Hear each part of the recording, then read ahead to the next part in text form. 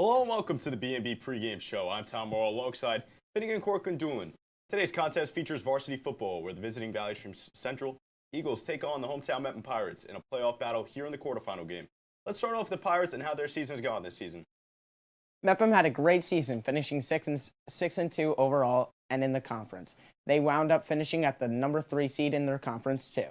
Let's get a bit into their offense. Senior quarterback Nick Connerkamp had himself a huge season, totaling 23 touchdowns and over 1,400 yards. He is for sure a huge playmaker and a huge impact for this Mepham offense. Junior Michael Cuccinella had an impressive season, hauling in 21 receptions for 368 yards and 4 touchdowns. Another impactful player on that offense side was Dylan Dunn. He had 29 carries for 271 yards, 8 catches for 225 yards, finished the season with 6 touchdowns.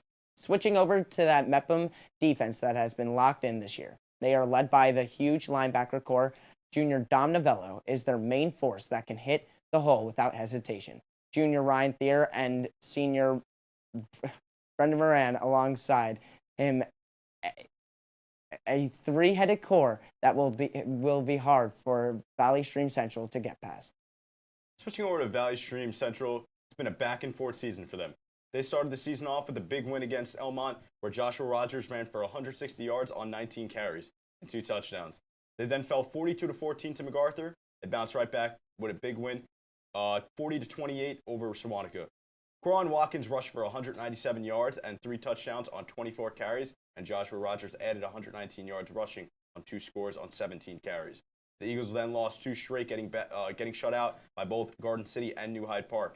After 2 straight losses, they recovered with a big win over Herricks. It was then Cary versus Valley Stream Central, and Valley Stream Central lost in that one, 34-6. Their offense has been led by 2-time All-County quarterback Quran Watkins, someone who has been a huge part of that Valley Stream Central team. Watkins is currently getting scouted out by Division II schools, so we can see a big show by him today. He's joined by Joshua Rogers, who received an honorable mention All-County this year. The offense is strong and going to be tough for that Mepham defense to stop.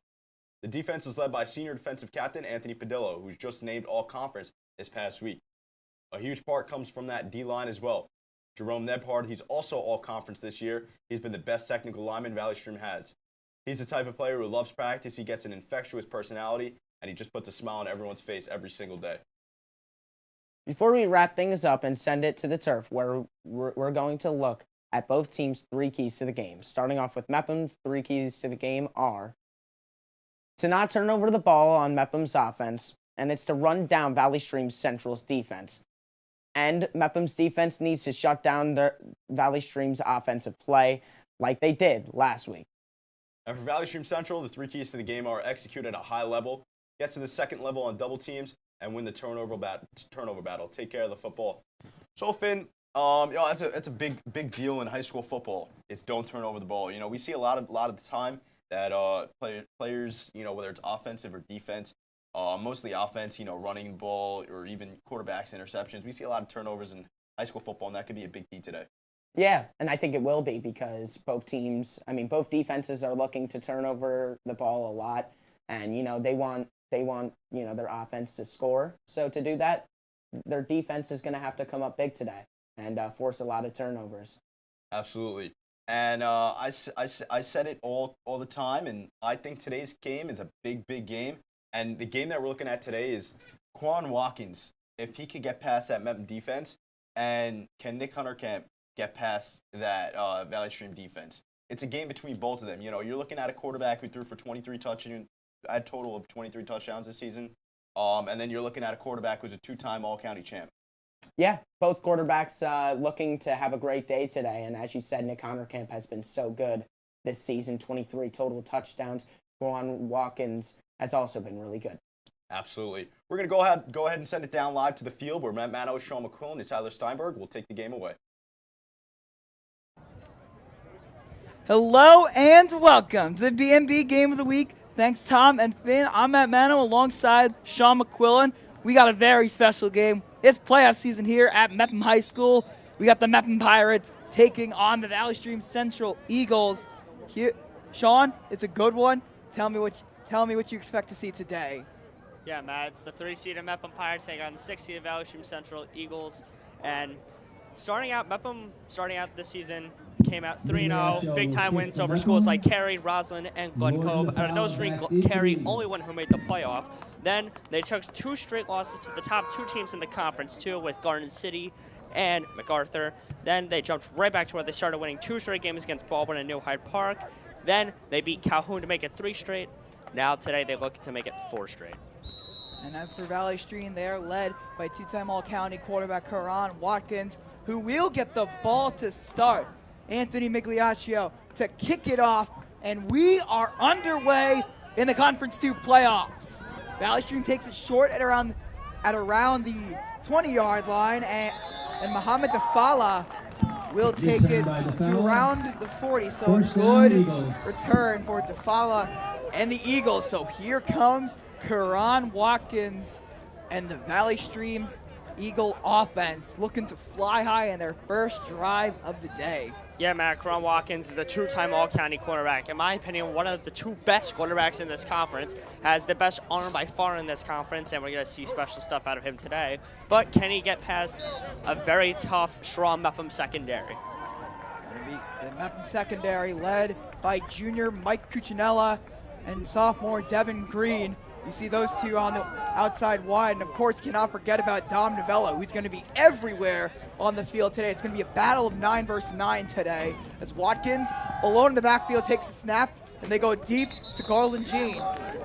And as you saw in that one, running back Jason Dallas goes from running back to wide receiver to the slot position. Watch that today with a lot of motioning from the running backs.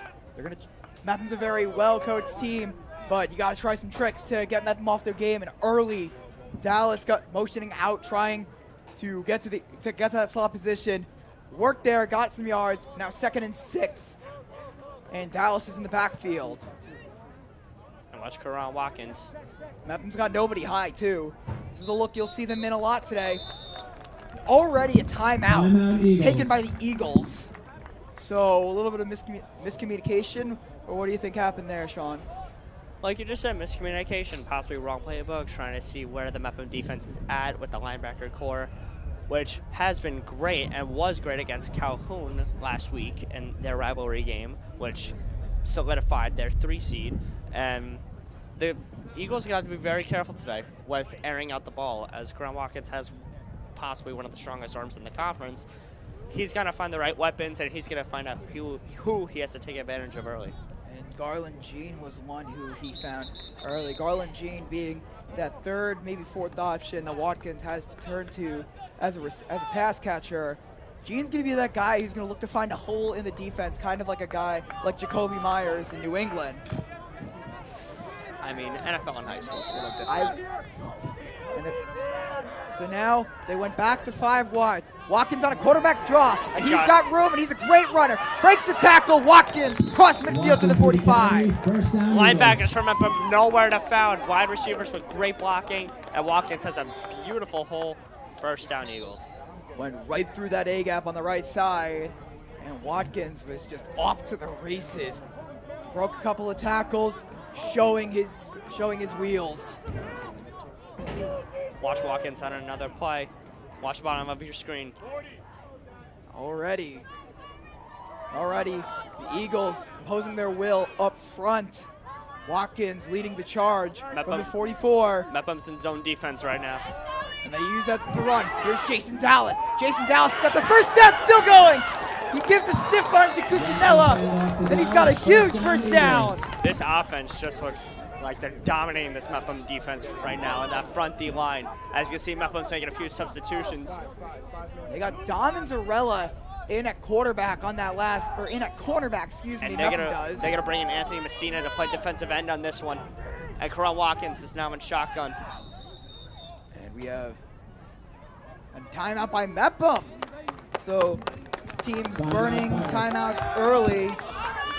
And Central is hyped about it. Central imposing their will up front, as we've been talking about. And this is something we really didn't expect.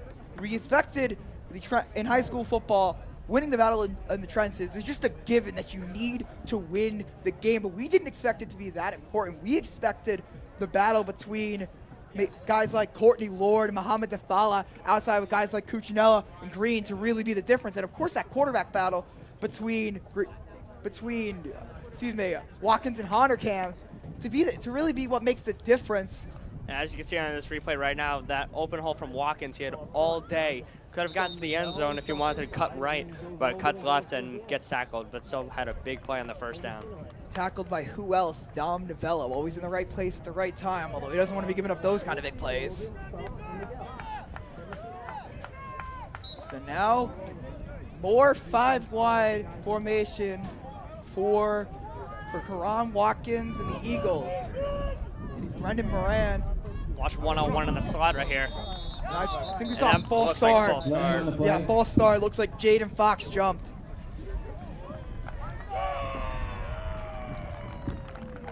Gonna move him back. Yeah, false start. On the Eagles. False start. First and 15. That's a costly play right there from the Eagles. Eagles were having all the momentum downfield, and momentum's still there, but got to be careful now. First and 15, they move 5 back. But this is a big play offense. They can very easily get those yardage back. Watkins, same formation. He looks to throw. He's got a man Off the deep. back And foot. he overthrew it. He threw it off the back foot. Felt the pressure Eagles coming pass from Brendan incomplete. Second Moran. down. Better pass rush there. We're good in this. Hey, the arm was there, possibly a little overthrown, but also possibly a little miscommunication from the Eagles, because that looked like an open ball at one point, and it almost looked like number 5, Mohamed Dafala, looked like he almost stopped running once he got to the end zone. Dafala might have been able to get there. He had Cuccinella almost beat. If he kept running to it, he would have had a touchdown. I think he did have it beat. I think just Watkins threw it over a little bit. Throwing off your back foot is not an easy task. It's now Dallas is back in the backfield. And Watkins fumbles, and he's going to be met in the backfield. Trouble from Watkins on that play, No gain on and play, third Mepham down. defense able to pressure Watkins and keep him behind 14. And you see Brian Goldstein coming from the edge, able to make the play before Watkins can make magic. Big play by the senior there. Now let's see what Watkins can do on 3rd and 16. Third and 16, not exactly a great spot to be in. And Mepham, you see, watch Cuccinella and Dallas in the slot. Cucci almost pressed up. Now he's backing off. Watkins He's looking for Dafala. He's looking He's for got him. Dafala. Yeah, he's got a man. Dafala will await the spot, but I think he's short. Watkins to the follow, complete. We're gonna find out right here. Yeah, And if I'm Coach Rubino, I'm going for this. 4th and 5. it's 4th down and 5, and the offense stays in the field. Smart play by Coach Rubino. 4th and 5, first drive of the game for the Eagles. Why not take a little shot? Take a risk. You got nothing to lose. It's like they're trying to get Mepham to possibly jump off sides. And the Eagles are gonna burn another timeout. Yeah, they're gonna call a timeout. They're gonna. That's their second Looks like I would timeout. assume they take the field goal here. Let's take their 3 points. As you saw, Dafala get wide open. Cuccinella playing a soft zone on the 3rd down. They just had him beat. Yeah, Matt, I'm not sure if they're gonna go for the field goal here. It looks like offense might just stay on the field and they're gonna try to find a play where they can try to either just get way over that first down or get anywhere near, because right now they're in Mepham territory and Mepham's got to start far back, and from games so far this season, Mepham has not been great on offense when they've started within their territory. It's very true. Mepham's great at using field position, but working off of some of the bad field position is not something that they're really good at. And putting together long drives with Honor Camp is a little bit of a weakness for them. And So the offense is on the field. So it makes you question the need to use a timeout there. If you were going to go for it, what was the point of that? Hey, maybe try to find a different play call. Take a feeling for the defense. Pirates fans on the feet. You don't normally hear defense chants in football, but this is great to see after a long time of having no one in the stands. Watch the far top of your screen. Courtney Lord. And pre-snap penalty again. If this goes against Mepham, It looks like it's on the Eagles. could be a first down, but it looks like it'll be on Eagles. We have a false start in the offense. And now Coach Rubino's got to rethink his decision of keeping the offense on the field. If you don't trust your field goal, unit to kick from 25, you're not going to trust them from 30. So you might go for it again here, now 4th and 10. Coach Rubino giving the play call to Watkins. So what would you call here, Sean? Well, 4th and 10, obviously, got to use Watkins' arm to his advantage, and only one man back for the Pirates on safety. They go to the out route, and it's intercepted! On the far side, it is picked off. It was Stephen Mulqueen, the sophomore. Watkins looked like the throw was on the throw, little overthrown, but again, Courtney Lord looked like he just stopped running there, and he's one of the best route runners on this team. It almost looked like he stopped running when he was going to get that ball. The out routes were working for the Eagles, and that's what I would have called there. It was just a mistimed throw by Watkins, and you see him. He was looking for it. He knew, he had his mind made up before he threw it. It was just a bad throw, and that's a rare mistake by one of the best QBs in the conference. Definitely mad. Now we're going to see our first looks at the Mepham offense and Nick Honerkamp.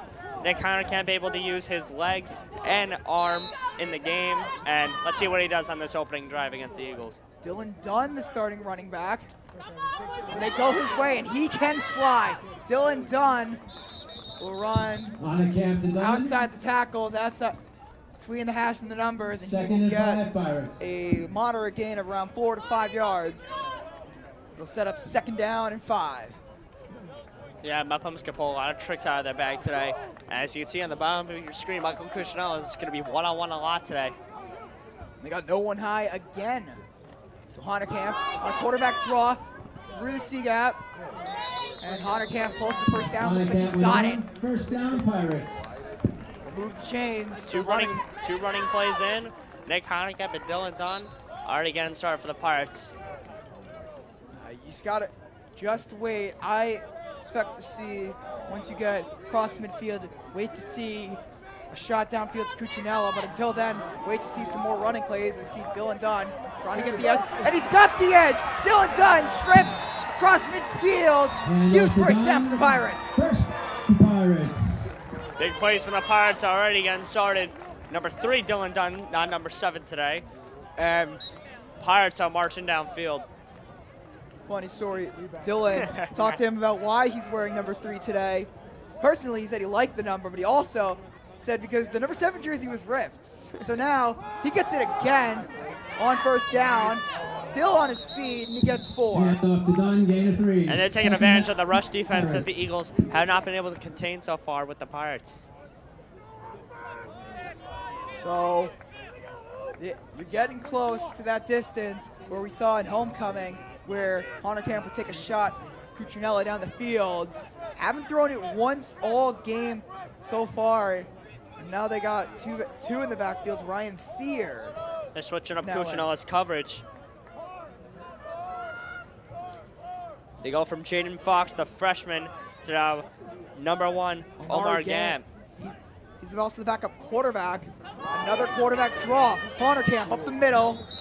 And that'll set up 3rd and 1 after a gain of 6. 3rd down, Pirates. Yeah, looked like about a gain of 6 there, Matt. And if that's what the Pirates have to do in order to win this game, they're going to do that. They're going to run the ball every time and not risk with the air. Yeah, that's exactly what they're going to do. They got all their guys, all their big guys in the backfield. Novello's there. Thier is in the backfield. And they're just going to probably, I expect another run to Dylan Dunn on this play. 3rd and 4, though, for the Pirates now. You got 2 men wide now. Cuccinella and Mulqueen. 3 in the backfield alongside Honerkamp. Exactly, they go his way to Dylan Dunn. Close to the 1st down. Looks like he's got it. Honerkamp to Dunn, 1st down, Pirates. And he's got it. So stretch runs working. It's exactly how the Pirates had hoped. You see Dunn running between the tackles, had a pulling guard.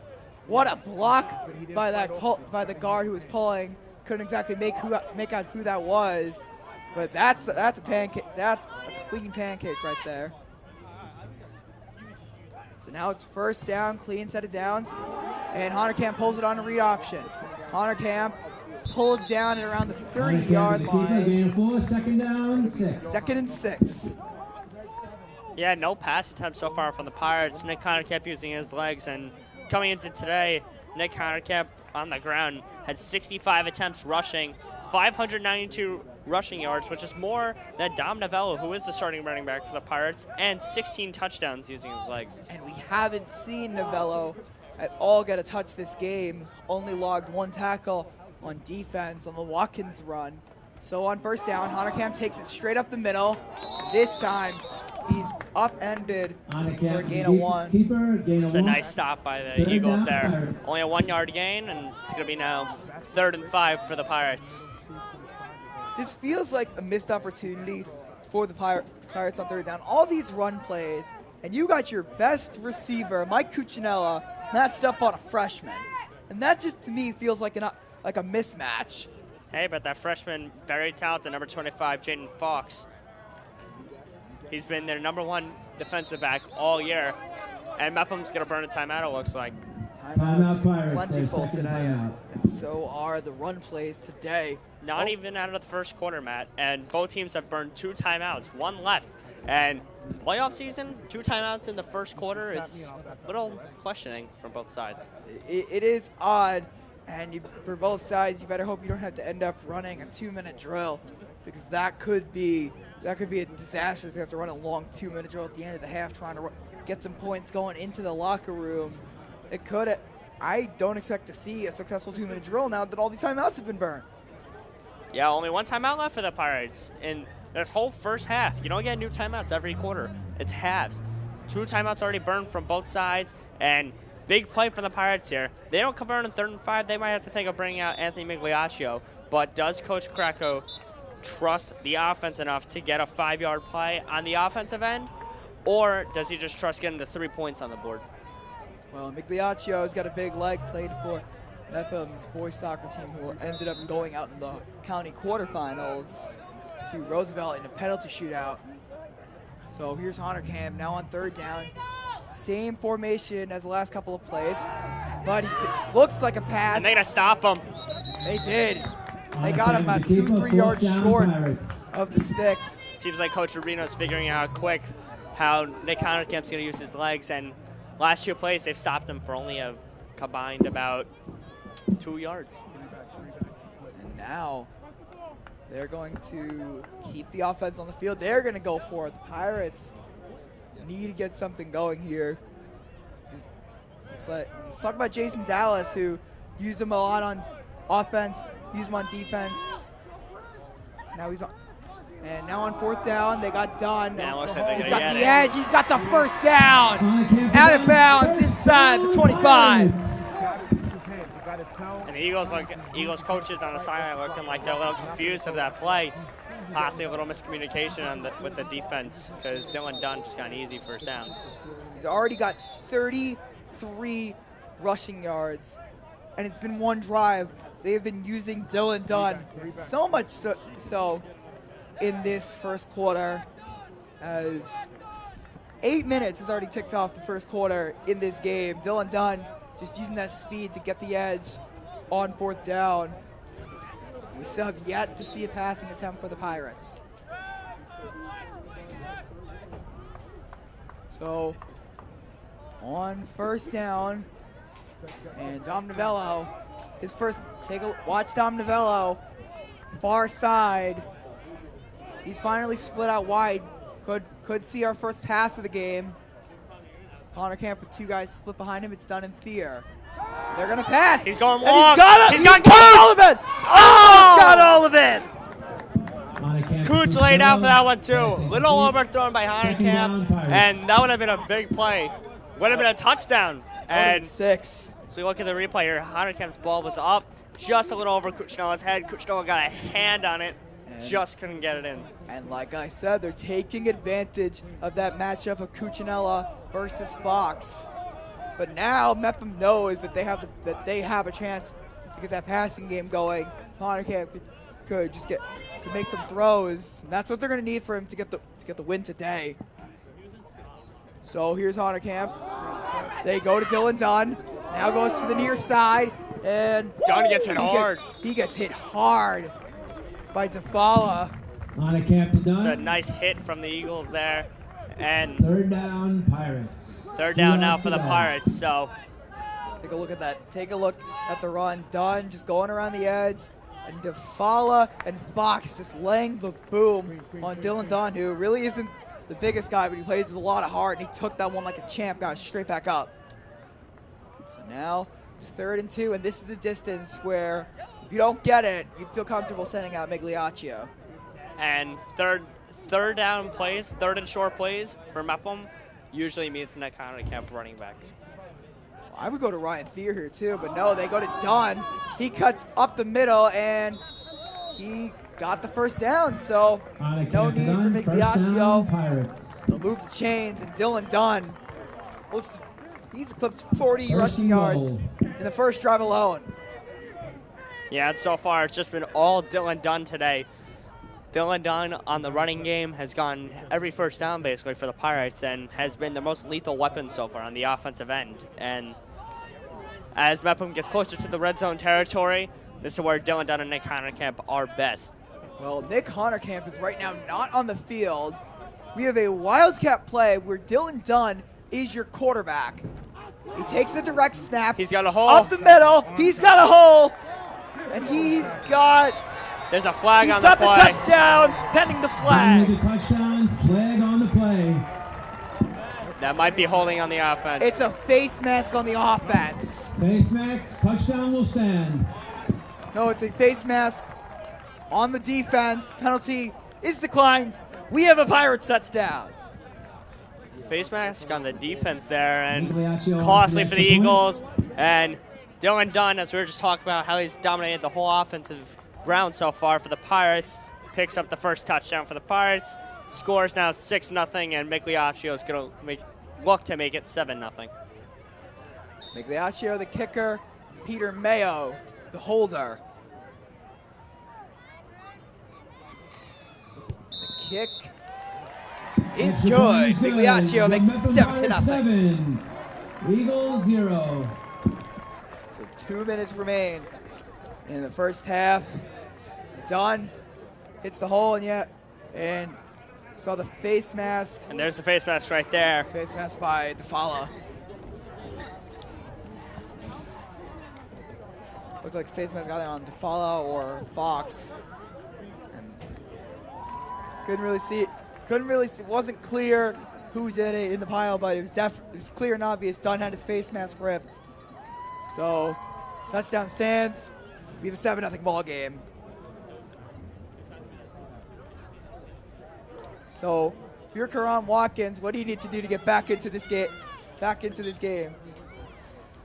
Well, Karan Watkins and the offense early had miscommunication with the ball being thrown up in the air as Stephen Mulqueen had the first interception of the game, and that was costly for the first Eagles drive. And let's see what Karan Watkins can do now as the Eagles offense will look to do something. And on that first drive from the Pirates, you saw was, Dylan again, Dunn. all Dylan Dunn. And All Dylan Dunn. 70 yards on 8 attempts. and the Eagles had no answer to Dylan Dunn. And so far already, 70 rushing yards and a touchdown for Dunn on the day. And the kick is away. It's a squib kick. That might have been touched. That was touched. And it's touched again, though. And he's tackled in the end zone. DeFala was. And they're going to call a safety. They're going to call it. The call is. They got him on the 1 yard line. It'll be Tackle Eagles on the ball. line. First down, One referee Eagles. motion safety. And yeah, that was tough. That ball was definitely touched. It's definitely touched on the first time. And then Gann touched it again. He looked to be touched in the end zone. That almost looked like a safety, but they're gonna spot it on basically the half yard line, as if it's that close. So now Watkins working with a very long way to go to the end zone, putting together those drives. The Eagle defense made it look effortless on the first drive, so they can give themselves some breathing room. This shouldn't be too tall a task. And Watkins has 99 yards to go, but for an all-county quarterback, job sounds a lot easier for him. So, heavy set on first down.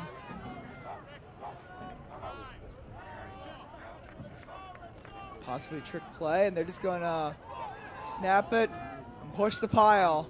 Try and give themselves room to work with. And they're going to move deep. Watkins with the keeper. And Sean, you talked about before the game how you said Valley Stream, they might not have the size advantage, but they have an advantage in toughness, and it just showed on that play. Yeah, the Eagles definitely came in hungry to win. As you can see here, Eagles all line just pushing Watkins all the way to the 6-yard line. Looks like Chris Norris made that tackle. Sets up. He was hurt for a good portion of the season. Now he's making his presence felt in the small amount of time he's got to play this year. Only one man back. Watkins it's a fumble! Mepham got it! Eagles fumble recovered by the Pirates. Miscommunication from the Eagles leads to a fumble from Watkins, his second fumble of the day, and the Pirates got it. That's huge at this point in the game. And the Pirates don't have a very far way at all from the end zone now. Red zone territory, and looks like they're within or even on the 10-yard line. It looks like goal to go. They're going to have a goal to go situation. It's going to be first and goal for the Pirates. First down and goal from the 7. With a minute 30 to go in the quarter. Here's Nick Honerkamp with Dunn again in the backfield, and I wouldn't be surprised if they go to him again. And like we mentioned earlier, Nick Honerkamp, this is his favorite area to run. Honerkamp, they go to Dunn, touchdown!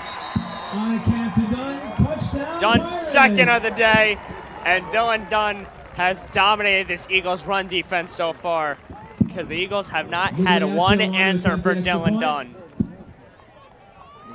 He's extremely hard to tackle despite his size.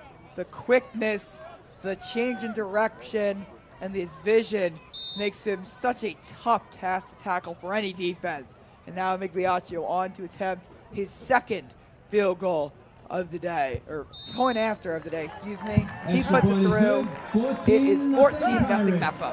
14-0 Mepham in the first quarter in a playoff game where we thought the Eagles would keep it even and keep it tight in the first quarter. It's not a great sign for them for the rest of this game. Already getting out of hand for the Eagles.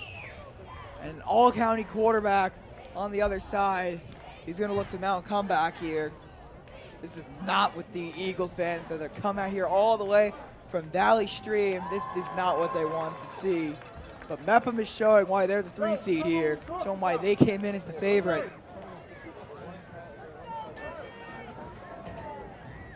And after Mepham's offense has dominated this Eagles defense so far, see if Karan Watkins can finally get something started up. And as we were just saying about the offense, Dylan Dunn now with 81 rushing yards in the first quarter and 2 touchdowns. I believe that's the most rushing yards for a running back so far for the Pirates this season within the first quarter. This Dylan Dunn putting up video game numbers as Migliaccio. Another squib kick. This one's taken short. And it's another fumble picked up by Mepham again. Looked to be Antonio Padilla this time, lost the football. And Mepham's got it. The Pirates have the ball. Another fumble from the Eagles, and Mepham has all the momentum in the world right now. This is shades of homecoming, where Mepham took on Glen Cove, and Glen Cove could not hold on to the ball for the life of them, and that was Tom Novello forcing the ball loose, helmet right on the ball, and Padilla just could not keep it loose. And if you're wondering who is also spectating this game, is the MacArthur Generals as well. Possibly could play Mepham, but they have to go, but MacArthur has the misfortune of having to go through Garden City if they take care of business. So they go again to Dunn, makes a cut, still going. Dylan Dunn gets 8. Yeah, like we were just talking about MacArthur, Matt. MacArthur has to take on Long Beach in the first round, which Mepham had no problem with. Mepham, of course, right now taking on Valley Stream Eagles when Cary takes on New Hyde Park, and the first place Garden City will take on Elmont. So MacArthur's here. They took care of business against Long Beach last night. So they will move on to face who we presume is Garden City, who plays today. So Anything could happen. anything could happen, but looks to be MacArthur versus Garden City, and the winner will take on the winner of this game versus the winner of Cary and New Hyde Park. So 2nd down and 5 with Dunn and Thier in a split back formation alongside Honor Camp. They go to once again Dylan Dunn, and they don't have an answer for Dylan Dunn. Still going inside the 10 to the 5. Dunn with a nice game. Dylan Dunn First down, has ran Pirates. the ball through this whole Eagles defense, and Pirates will look to get maybe one more play in as the first quarter comes to an end. And as we take another replay at that one, Dylan Dunn just running through every hole he finds, cutting against every player, and That'll be the end of the first quarter, and it's been all Mepham Pirates. 14 to nothing they lead as we turn it over. As Sean, you'll take the second quarter alongside Tyler Steinberg. For the second quarter, we flip the field, and we flip to Tyler for the second quarter.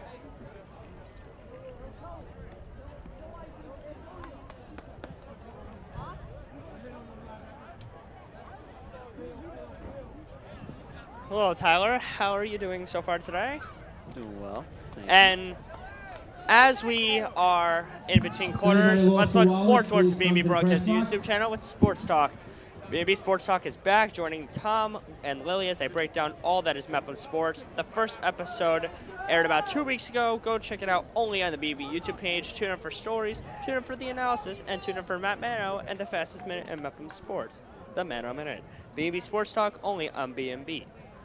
So Tyler, both teams so far, it has been very lopsided, with the Pirates taking multiple advantages over the Valley Stream Eagles. And what's been your take so far? Yeah, I mean, just Mepham Pirates have basically done what they wanted. They've used, I mean, this has basically been the Dylan Dunn quarter so far. He has just, they've ran the ball with him. They've been extremely dominant, and that's all they've had to do. And now all of a sudden the Eagles have to start kind of stacking the box, and as soon as they start stacking the box, that'll open up the passing game for Nick Hunningham. Definitely agree with you there, Tyler. And Mepham's in red zone territory. Ball looks like it's on the 5-yard line, and now Ryan Thier's at the running back position. And Honnekamp with the keeper. And Nick Honnekamp walks in for the touchdown. 20-0 Pirates now at the start of this second quarter. First play is a touchdown. And again, the Eagles have no answer with the rushing game the Pirates have had so far. Yeah, I mean, this Mepham Pirates offense has really had the Eagles guessing. They're mixing up between just the handoffs, the simple handoffs to Dylan Dunn, and all of a sudden they mix something up. They start running some read options and some RPOs, and that's really just getting this Eagles defense guessing. Yeah, Tyler, that's Nick Honnecamp's 17th rushing touchdown of the season. And Anthony Migliaccio is 2 for 2 on PAT so far. We'll look to make it 3 here. And it's good. Pirates 21, Eagles 0. And we are 7 seconds in to the second quarter, and let's take a replay on the Nick Honnekamp touchdown. Nick Honnekamp makes a nice juke move. Blockers from the O-line doing a great job, and Nick Honnekamp gets an easy touchdown. Yeah, I mean, the big boys up front for the Mepham Pirates, both offensively and defensively, have really gotten it done. This front seven on the defense has caused multiple turnovers. I believe they have 2 fumbles caused already that has given the Mepham Pirates perfect field position to put up 2 of these 3 touchdowns. So front seven's been a leap so far for the Pirates. Yeah, Tyler, and it hasn't just been 2 fumbles. It's been 3 fumbles, actually. 3? Wow. 3 fumbles, Miscounted. which have led to 3 touchdowns. And as you take a look on your screen, Nick Honnekamp already in this game has 25 rushing yards and a touchdown, along with Dylan Dunn's 81 rushing yards and 2 touchdowns. Both quarterbacks have combined for 100-plus yards now and 3 touchdowns. We're only just at the beginning of the second quarter in a playoff game, too. Yeah, I mean, if you're the Eagles, you just got to start playing simple again. I think a lot they're shooting themselves in the foot constantly with 3 fumbles. They haven't really gotten too many things going. That first drive looked a little promising until we had that fumble, but they just got to start sticking to the simple and making the smart play. And it looks like that kick is going to go out of bounds. And flag's going to be on the play for the kick out of play. And Eagles are going to get better field advantage here. Eagles got to get something going on this drive. You can't let this Mepham Pirates team get a good stop here and then maybe go up 28-0. Eagles, just do what you're best at. That's what you got to do. You have an amazing quarterback in Watkins. You just got to do it, make the smart plays. Don't turn the ball over and play smart. Just try to chip at this lead one score at a time. Yeah, Tyler, the starting quarterback for the Eagles, two-time All-County quarterback, Karan Watkins, the 6'3" stud, and one of the best quarterbacks in this conference, has struggled a little bit today with the ball and needs to get something started for the Eagles as they look to try to get some points up on the board before the second half. Eagles fans starting to chant for the offense. It looks like the Pirates have one man back. Watkins in shotgun. He's going to escape. And Watkins is taken down. Watkins absolutely got taken down as he thought he had field open ahead, but gets taken down by linebacker and senior Brendan Moran. Yeah, I mean, again, this front seven for the Mepham Pirates have done a great job. They've really contained this Eagles offense with such a talented quarterback in Watkins. They've done a great job just containing. Absolutely, Tyler. Number 73, Miguel Rivera, applying pressure there as he was the first one to get the Watkins, but Moran will clean it up with that tackle. Watkins hands it off.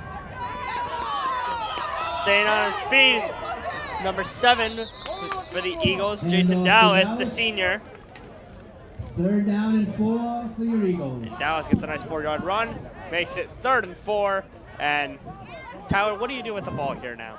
Here, I think you got to let the quarterback do it. You got to let the quarterback throw the ball. You have such a talented quarterback in Watkins. He's got an amazing arm. Second, he's really up there in the county in the conference as one of the best quarterbacks. You got to let him throw the ball and make a play. Agree with you there, Tyler. And as you just saw on your screen, folks, was Jason Dallas's nice 2nd down run. And it's 3rd and 3 now for the Eagles. Ball's on the 43. And Dallas fumbles! More miscommunication from the Eagles leads to another fumble, the 4th one for the Eagles in this game. And Mepham is already in Eagle territory, and it's not far away from the end zone now. Yeah, I mean, the Eagles are just making mental mistakes. 3 of the 4 turnovers that they've had this game so far has just already started in the Eagles side of the field, so it's just mental errors.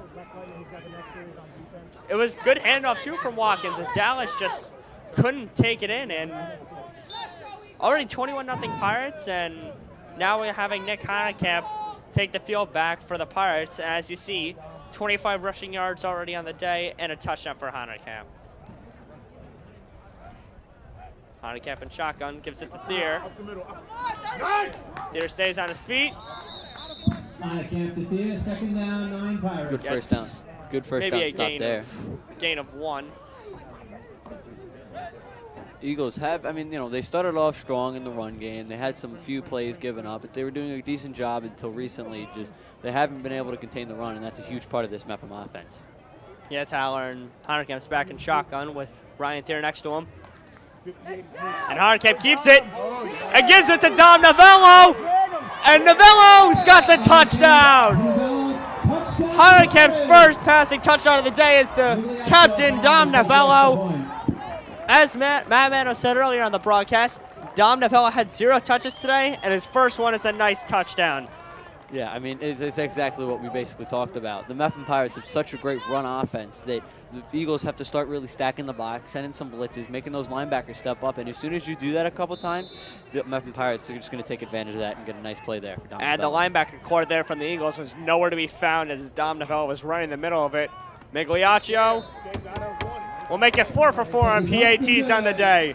28-0 now, Pirates. And the Eagles yet to put up a point, still at 0.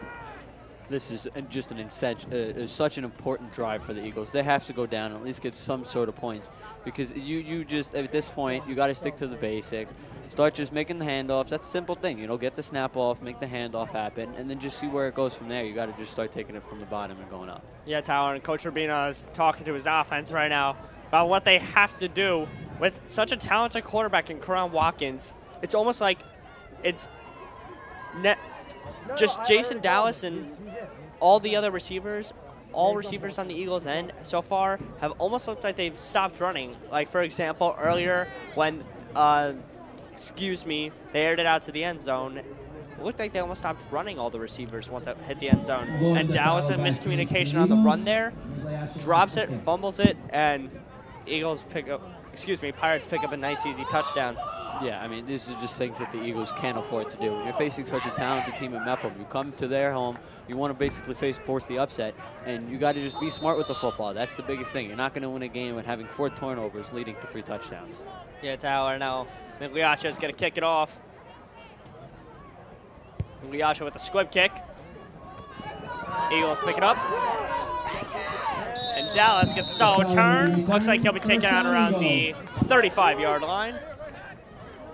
And already so far, the Pirates, now we're going to see them on the defensive end, and we're going to see what Karan Watkins has in store, as they're already down 28-0. So let's see what the Eagles can do here on offense. Be shocked if the Eagles don't just start trying to air that ball out. I mean, they haven't had too many pass plays. They kept to some short out routes.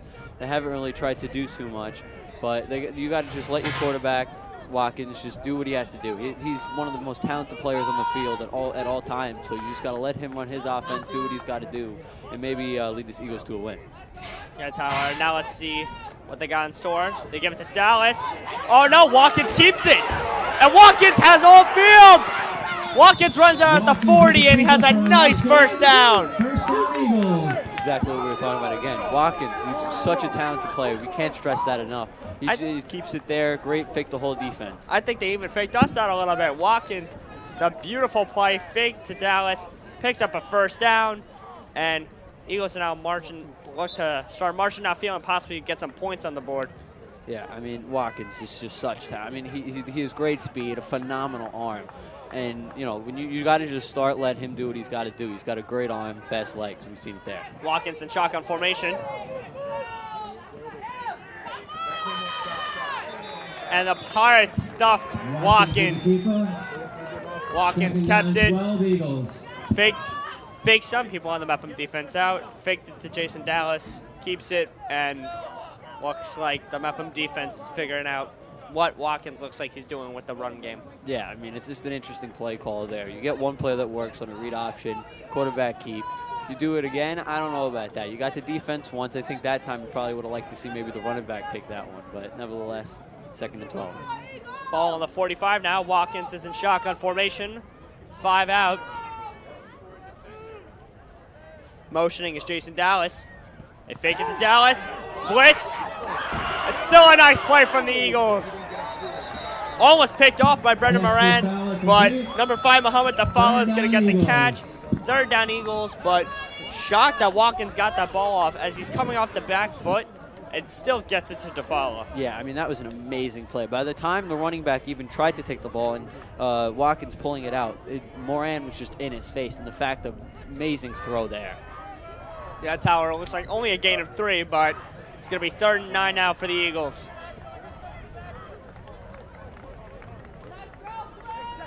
All 4 wideouts are there. Dallas next to Watkins. Watkins audibling. Only 1 man back for the Pirates. It's fake handoff. Watkins keeps it. Watkins with the keeper, 4th down. Watkins keeps it, but it's just going to be short. 4th and 4 now for 4th and 3 for the Eagles. And looks like they're going to go for it. Watkins is limping, though, on the field. Might be a little scare for the Eagles. Not something you like to see in the game of football. You never like to see anyone get hurt, and especially a player as talented as Watkins, who is one of the leaders of this Eagles offense. Oh, excuse me. Karan Watkins is lining up as a receiver for this play. Muhammad Dafala is in the backfield. Dafala gets the snap.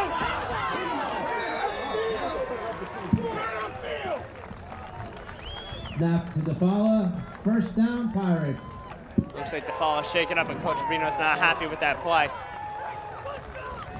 There was just nothing there. The Mepham Pirates defense read that like a book. By the time there was even a chance of trying to go upfield, there was at least 3 or 4 gray jerseys in to stuff that play. Yeah, it looks like the fall got a little shaken up. And so did Watkins on that play as well. And now we're going to see another glimpse of Nick Honerkamp in this first half with the Pirates offense, already leading 28-0 against the Eagles.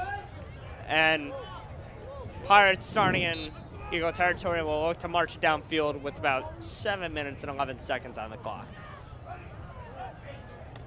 Honerkamp gives it to Thier. And Thier's going to get a solid first down gain. Second down, 7 Pirates. Mepham Pirates just going to probably run down this clock. Just keep with the run game. The run game has been so dominant this whole time. They really have not passed the ball too much at all. So just keep playing slow, not turning the ball over, managing the game clock, and that'll lead to a Pirates victory if they keep doing this. Yeah, Tyler, and Pirates have aired it out twice. One to Michael Cuccinello, was just a little overthrown, and the other one to Dom Novello, team captain, and picked up a touchdown. Honerkamp's going to keep it, and he's going to get stuffed by the Eagles defense. Met by Jason Dallas, who had a nice hit there. It's going to be third down now for the Pirates. Good play there for the Eagles. They finally got one of those linebackers in the backfield, read that play instantly, and that's a huge play for the Eagles as they look to get off the field. You can see on the replay, Courtney Lord and Jason Dallas getting the nice tackle on Honerkamp. And we'd see what Pirates offense has in store here. Yeah, Jason Dallas, he's one of the best players on this defense. A linebacker, also plays running back at times. He's just an amazing player. He's extremely fast, strong, and he's one of the best players on this Eagles defense. Yeah, as Coach Rubio described him, he's a north and south guy. Likes to put his head down, but has improved throughout the year. Flag on the play. Flag on the play, and we're going to see what the call is here.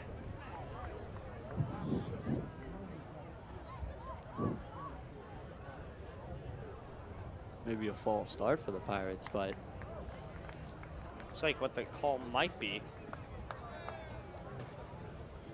never mind. It's going to be a neutral zone infraction.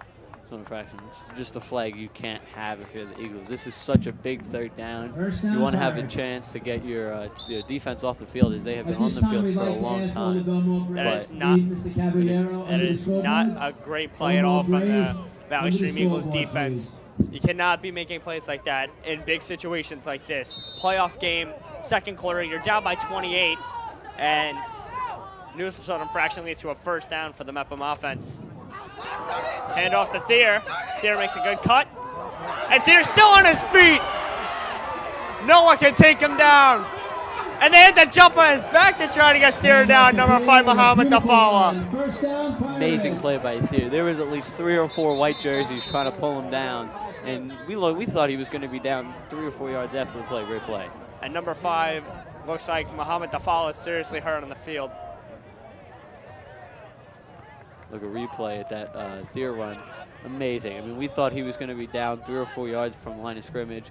Just makes a couple men's miss using that strength and speed that he has, and ends up picking up around 15 to 20 yards for the Pirates. Yeah, Tyler, they could not get Ryan Thier down at all, but players are going to know here for there seems to be very hurt Muhammad Dafala, and this Eagles offense has already been beaten up most of the year, and Dafala's going to get up on his own and going to walk down to the sideline. We hope he's okay. And Dafala being one of the big pieces of this offense, he's been the most productive receiver for the Eagles so far this season, and he had over 100 yards last week against Cary. And as Coach Rubino has described him as possibly the best route runner on this team. Yeah, I mean, even it's a big loss for the Eagles to lose Defina, but it's just good to see him walk off on kind of on his own power. And Nick Honerkamp leading the Mepham offense back on the field after that huge run from Ryan Thier, where that Eagles defense could not take him down one bit. And Ryan Thier is going to come back in the backfield for this one. Honerkamp gives it to Cuccinella. Cuccinella makes a nice cut. Michael Cuccinella is going to get a solid game. Honerkamp's second target to Cuccinella is a completion, and it's now going to be 2nd and 8 for the Mepham Pirates. Good play for the Eagles defense, just making a nice play, stepping up and getting a huge tackle. Yeah, with about 4 minutes, 50 seconds, and counting on the clock, Pirates currently leading 28-0 against the Eagles. Will possibly look up some more insurance points.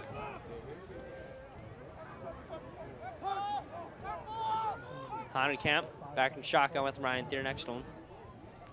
Ryan Harrington on the bottom of your screen, one-on-one. Camp's gonna throw it, and he's got it! Dylan Dunn with another touchdown. An amazing game so far for Dunn. He's been so effective on the ground game. We know him as an amazing running back, but they're making a great play as a receiver. Dunn can do it with the running game and the passing game.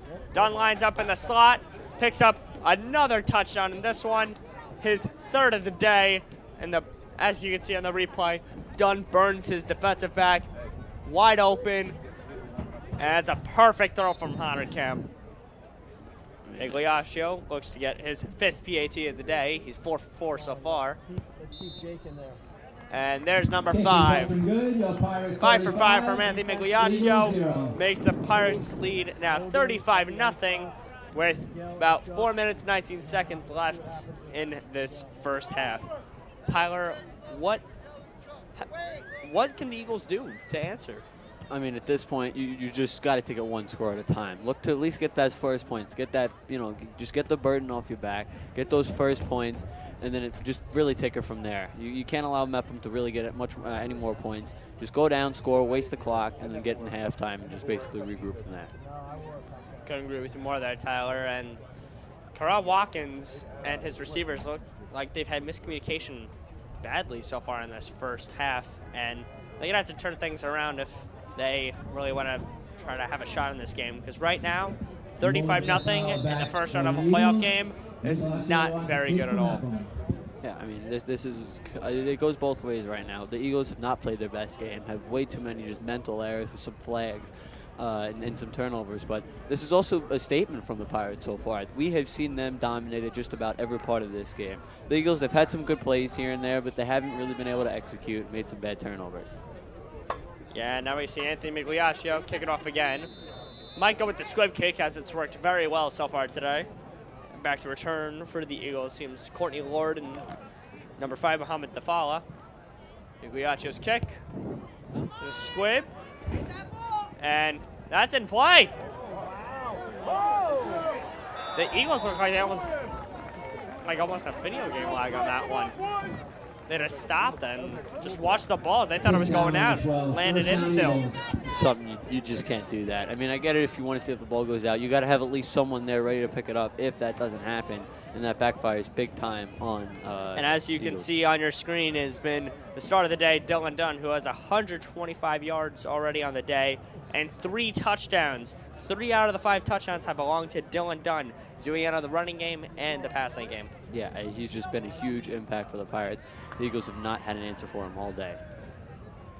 Definitely, Tyler. And Karan Watkins will lead his offense back on the field as he has to get something started now for the Eagles before the start of the second half. And Karan Watkins is going to have 4 minutes to work with his team down near around what seems to be the 15-yard line. Watkins in shotgun formation, no running back with them. Dallas motions. They throw it and it's dropped. Muhammad Dafala drops that ball, gets hit hard after the play by Michael Cuccinella. But Dafala, if he keeps that in, that's a nice first down. Yeah, possibly more. Yeah, I mean, it was a good play call, great throw. You got to hold that in. It was a quick slant, got the defender on his toes, and that easily could have been a big play for the Eagles. Sucks they couldn't capitalize on it for them. That quick slant play has been one of the Eagles' favorites all year long, and they do it there, but Dafala can't come up with it. It's a nice pass by Watkins, and now Watkins on second down, snaps low. And Dallas has running room. Dallas has all field. Dallas the 40, the 30, the 20, the 10, and he takes it to the house. Dallas gets the Eagles on the board. Yeah, I mean, amazing play. You finally get the Eagles into it. They got that burden off their back, and now they got to just take a one score from there, but an amazing run by Jason Dallas. And the Valley Stream Central Eagles are on the board. Jason Dallas, who's running game was a little quiet earlier today after that fumble earlier, and his next run is now 113 rushing yards already on the day, more than Dylan Dunn has had. And we've seen Dylan Dunn run almost every ball so far, and now Dallas, after that big run, puts the Eagles on the board, and now we'll see if the Eagles can make it 7 here. That's exactly what the Eagles needed. You got those first points and just a huge run. Amazing play by Dallas. Yep, and now it looks like kicking it's going to be Johan Roland Hernandez. Flag on the play. Flag on the play, thrown by the refs. Wait on the call here.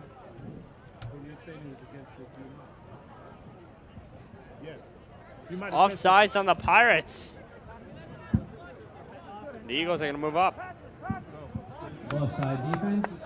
And take a look at who's kicking this ball. You rarely see an offensive lineman or defensive lineman being the kicker for a football team. And Johan Roland Hernandez, the 10th grader who plays O-line, D-line, and kicker, is now going to kick. Oh, and excuse me, now they bring out Watkins as they move up there, and looks like the Pirates are going to burn a timeout. Looked like they were going to kick, but after the offsides from the Mepham defense, now Coach Krako's going to burn his last timeout of the half, and let's see what Karan Watkins can do here. And as you see on your screen was the earlier 6 points the Eagles got from Jason Dallas, ran right downfield, got past that whole Mepham front line, and got the Eagles on the board. Yeah, I mean, just an amazing play. He broke 1 or 2 tackles, got past the defense, and just showed that elite speed that Dallas has. And it's exactly what happened there. So it's a huge play for the Eagles. Yeah, Tyler. Now, Eagles will look to make it 8-35 after this timeout concludes, where Coach Krako has to see what he's going to do with his defense here, as we have not really seen what the Eagles are capable of when they are within the red zone so far, as their only touchdown came from a very long run from Jason Dallas in Mepham territory, where already on the day he has 114 rushing yards and a touchdown now. And we might see him gain up some more yards and a 2-point conversion here. Yeah, I mean, the Eagles, they're a very talented offense. This is definitely not their best day, but we haven't obviously been able to see their red zone. That first drive looked a little promising until the turnover, and then obviously that huge run by Dallas, but we got a little chance here to see what they have. Yeah, it's Allen Watkins and that offense going back on the field, looking for the 2 points.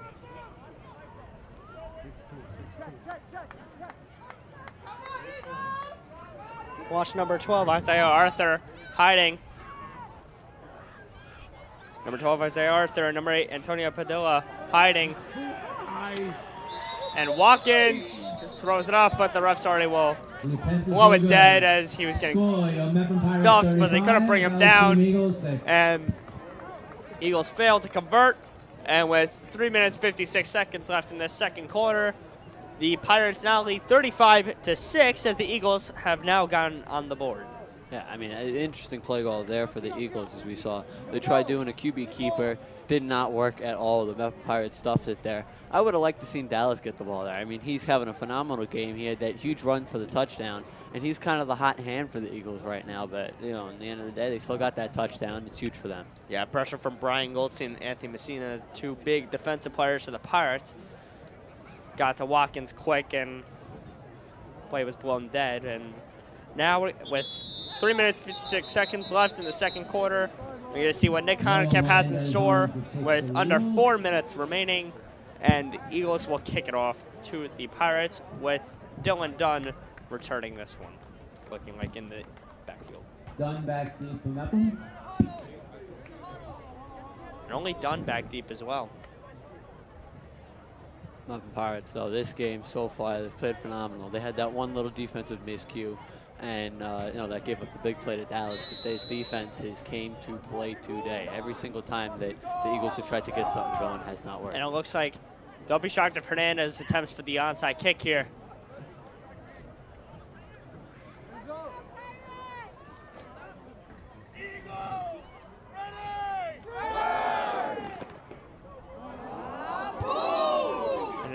boots it to Dunn. Dunn just stood there for a sec, but finds the hole. And they'll take Dunn down just around the 45. First down, Pirates. Good return there for Dunn. Got a couple yards. He was played very patient there, and he waited, found the hole. Good play. It's Howard. Good play there. And now Nick Connerkamp is going to have Ryan Thier with him alongside, playing running back, as second quarter will come to an end soon with 3 minutes, 48 seconds left, and see what Connerkamp can do here. Connerkamp's only thrown the ball 3 times today, 2 for 3 so far, with a touchdown to Dom Novello and a 2 to 3 yard pass to Michael Cuccinella. And Connerkamp's by himself. Harrington motioning. Connerkamp keeps it, rolls to the right. He's got Dylan Dunn, and Dunn's got field. Dylan Dunn runs by the Eagles defense and gets taken down near the 10-yard line. Amazing play there for the Pirates. Again, the run is opening up that pass game for the Pirates, and that has been the second time that Dunn has had an amazing play through the air. As we take a look at that one, Connerkamp's 4th pass attempt of the day, rolls out to the right and play action play, and Dunn wide open, and looks like he got taken down right around the 5 to 10 yard line. And now it's going to be a big first down for the Pirates in Eagle territory. Connerkamp now rolls to the left, passes again. Connerkamp to Dunn. And it looks like another touchdown for Dylan Dunn on the day. Dylan Dunn is just on the run game, on the passing game. The Eagles have no answer for him. Yeah, I mean, Dunn has made an impact. I'm shocked that we may even see a play where they'll just give it to him in a screen pass and look to pass the ball at this point, but he's been unbelievable. 195 yards rushing and 4 touchdowns. 195 rushing yards for, 195 total yards. Yeah, total yards. I didn't get that one for a sec. Don't worry, I made the same mistake. 4 touchdowns. Migliaccio is now 6 for 6 on PATs on the day. And the Pirates now make it 42-6. And what has been a first half blowout. As we take a look at that play again, Connerkamp rolls out left, and Dylan Dunn untouched on that pass play. No one near him, and now makes it 42-6, a 36-point lead for the Pirates. Yeah, Dylan Dunn, he's been everywhere. I mean, he has done literally everything. The Mepham Pirates have used him in the run game, and then as soon as the Eagles defense doesn't know it, they're probably sending heavy pressure to stop that run game that's been so dominant. They burn him deep. Yeah, Tyler, and Coach Rubino has had no answer for Dylan Dunn so far. Every time his defense comes back on the field, it's just another big gain or another big touchdown. And now Migliaccio will get ready to kick it off to what looks like returning for the Eagles will be Muhammad Dafala and looks like number 2, Courtney Lord. Already a first half blowout, like we just said, for the Pirates.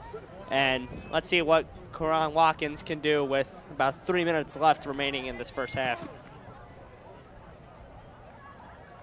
Migliaccio's kick is squib. It's got distance. It's going to get picked up by number 2, Courtney Lord. And Lord gets taken down around the 35. Lord return to the 35. First Good down, return Eagles. there for the Eagles. This is a huge drive. They got to put points up to even have a chance if we have an injury on the field. Agree with you there, Tyler. And Karan Watkins needs to get some extra points for the Eagles before this end of the second half would be big. And seems like there's an injured player down the field for the Mepham Pirates.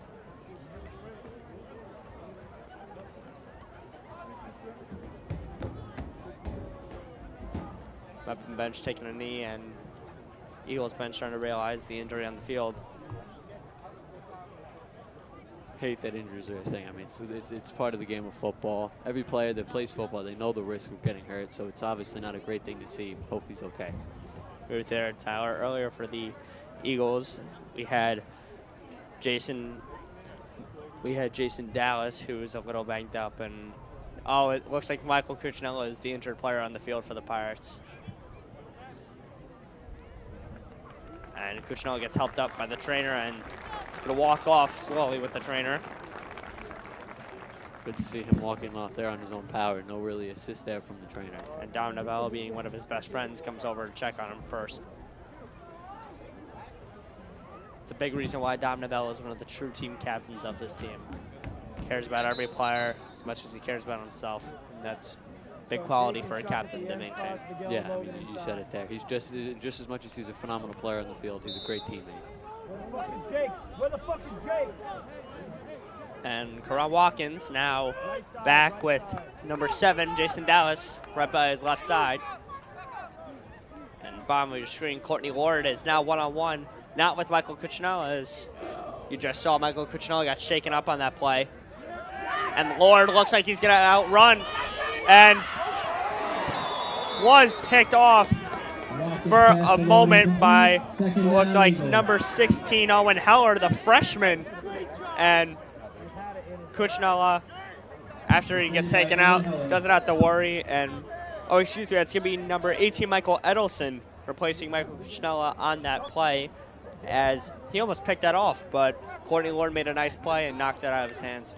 Yeah, I mean, it's a good play there for the Mepham Pirates defense. Sad, obviously, for them that they weren't able to get the turnover, but good play. Yeah, ball looked a little underthrown, but Lord beat him to it.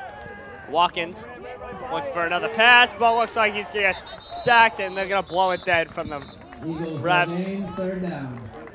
Looks like sack was made by number 58, Brian Goldstein, it looked like. Yeah, I mean, this Mepham Pirates front has just every single play they've been in the backfield in less than a second. They have been huge for this Mepham Pirates, and that's a big reason why the Eagles haven't really been able to do too much so far this year. Excuse me, that was number 70, James Griffin, the senior, making a nice sack there. And now Karan Watkins on 3rd and 15, ball on the 30. Watkins was hit as he was throwing it, had Lord, and incomplete pass. Ellison with a nice play, and it's going to be now 4th down, and with 4th and 15, looks like the Eagles are going to punt it off. Good thing to see Watkins get up on his own, as that was a huge shot that he'd take before trying to get that throw off. So good to see him walking off on his own power. Yeah, Tyler, and Karan Watkins has had no answer for this Mepham defense and seems frustrated right now with his receivers on the sideline. And it looks like punting it now for the Valley Stream Central Eagles is Muhammad Nafala.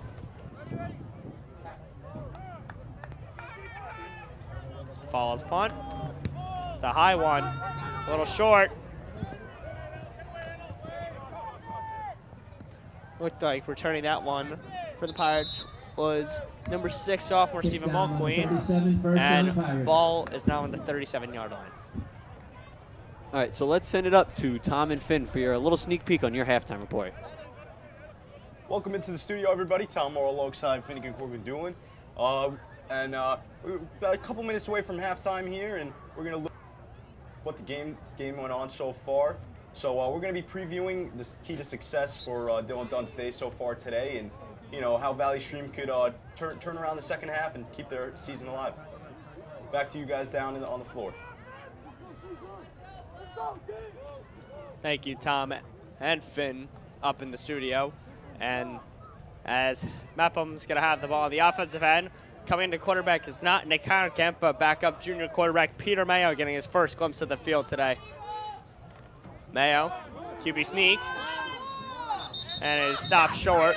Run by Mayo, 2nd down, Pirates. And Mayo's run cut short by the Eagles defense, and it looks like a gain of about 3. And it looks like the Pirates might just chew out this clock, as under 2 minutes now in this first half, and Pirates still lead 42-6 against the Eagles. Mayo, Thier on his left. Hand off to Thier, and Thier's got a lot of field. Nafala still having trouble getting him down, and finally gets him down. And it's a big first down for the Pirates over the 50-yard line. Mepham doing a good job managing this clock so far. They're just going to run down this clock, make sure that they don't give the Eagles a chance to go down and score. So good clock management for the Pirates. Yeah, Tyler, no timeouts left for the Pirates. 1 timeout left for the Eagles in this first half. And Peter Mayo, like we just said, but now with his longtime best friend, one of his longtime best friends, Ryan Thier, next to him at the running back position. Mayo hands it off to Thier. Thier with more yards. Hand off to Thier, second down, 4 Pirates. Looks like a 5-yard gain around. And, 6-yard gain for the Pirates, and we're under a minute now left in the second quarter. Yeah, I mean, again, it's been great clock management as we look at a replay there from the handoff. And it's just physical play by these Mepham running backs. Both Dunn and Thier have done a good job being physical and getting yards. Mayo now with number 22, Gabe Terra, getting his first glimpse at running back, and Gabe Terra is going to have a big run downfield. First down, Pirates. Big run from Gabe Terra. His first of the day is a big first down from the Pirates, and that might have been the last play before, the Pirates will try to get one more play before the end of this first half. It's a nice play from Gabe. And, yeah, it looks like the Pirates are just going to let the clock end out of this first quarter. That's what they're going to do. So as the end of the first half concludes, Pirates now lead 42-6 in the first round of this playoff game. Tyler, what was your takeaways of the first half? Yeah, I mean, it's just been Mepham, and more Mepham. They both offensively and defensively, they've been great. The run game has been the main story for this Mepham offense. They've been able to do basically whatever they've wanted to do, and the defense has made great plays. They've stepped up on almost everything they've had, and they've caused some big turnovers for the Pirates. Yeah, Tyler. They kind of kept Dylan Dunn, Ryan Thier taking over for this Mepham offense. And now, as the first half concludes, Pirates lead 42-6 over the Valley Stream Central Eagles. Great job, Braves. Hello, everybody. Welcome into the BMB halftime show. We saw you a couple minutes ago where we previewed what we're going to be talking about. So, Finn, let's get right down into business. A big first half from Dylan Dunn. 4 touchdowns, 195 yards. What's the key to success there? I mean, he's had an unbelievable game up to yet, and, that's only the first 2 quarters. But for him, I feel like he's just been so good everywhere, rushing, receiving end, and it just feels like he's always open, and it feels like he's been unbelievable. Take a look here. That was his first touchdown right up the middle, plowed through a couple defenders, and boom, just like that. He had 4 on the day. He's been able to just get that push with the offensive line and just go with it. He's been an unstoppable force for that Mepham offense. And, Valley Stream just can't stop him right now. Yeah, I mean, he looks small, but he isn't. You just saw in that replay, how much strength does Dylan Dunn have? And you just saw it in that replay. Absolutely. Now, Finn, let's get to the other side, Valley Stream. Their hopes are coming down. A big first half from Mepham, and their hopes are coming down. Yeah, and I think it makes the team stronger though. For Valley Stream, I know I bet what their coach is going to say, pick up the tempo and wake up. I think that's always something. Are they concentrated? Are they in tune? But for Mepham, they've been unbelievable, and that's been really something to say. Absolutely, and it's definitely something that the coach is gonna have to talk about, especially we mentioned it in the pregame. It's win or go home, and it's one of those things that you gotta lock in, and Quaron Watkins has to do a job as a 2-time All-County quarterback, lock in and be able to execute at multiple levels. Yeah, and unfortunately, this game, he hasn't really done that yet. And I think that's really unfortunate. When we looked at the first few plays, honestly, it looked really good. I thought I was going to see him do unbelievable, and he was really good in the first few plays. And then kind of dropped over time. We saw a few turnovers, and that Mepham defense is awake. All right. And Yep. there you go. Perfect. We're going to go and toss it down to the field where we have Mepham kick line.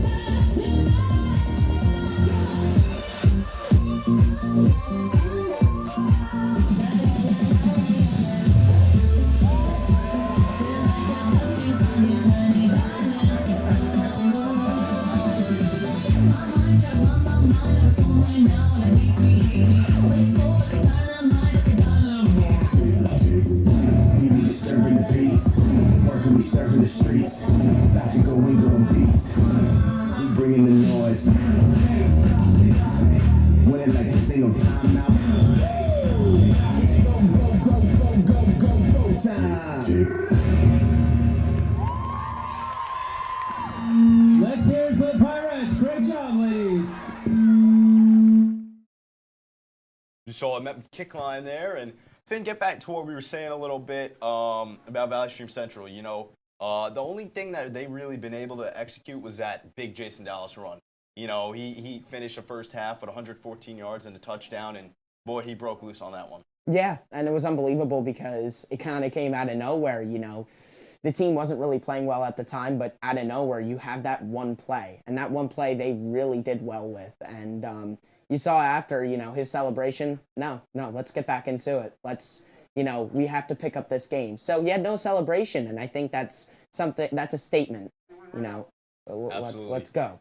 You see the big run there from, you know, the senior running back. And, you know, one of the big things, too, was, you know, we talked about in the pregame and what the 3 keys to the game were. And one of them was try not to turn the ball over. Already 4 fumbles for this Valley Stream Central team. So we're going to wrap it up and send it down to the field now.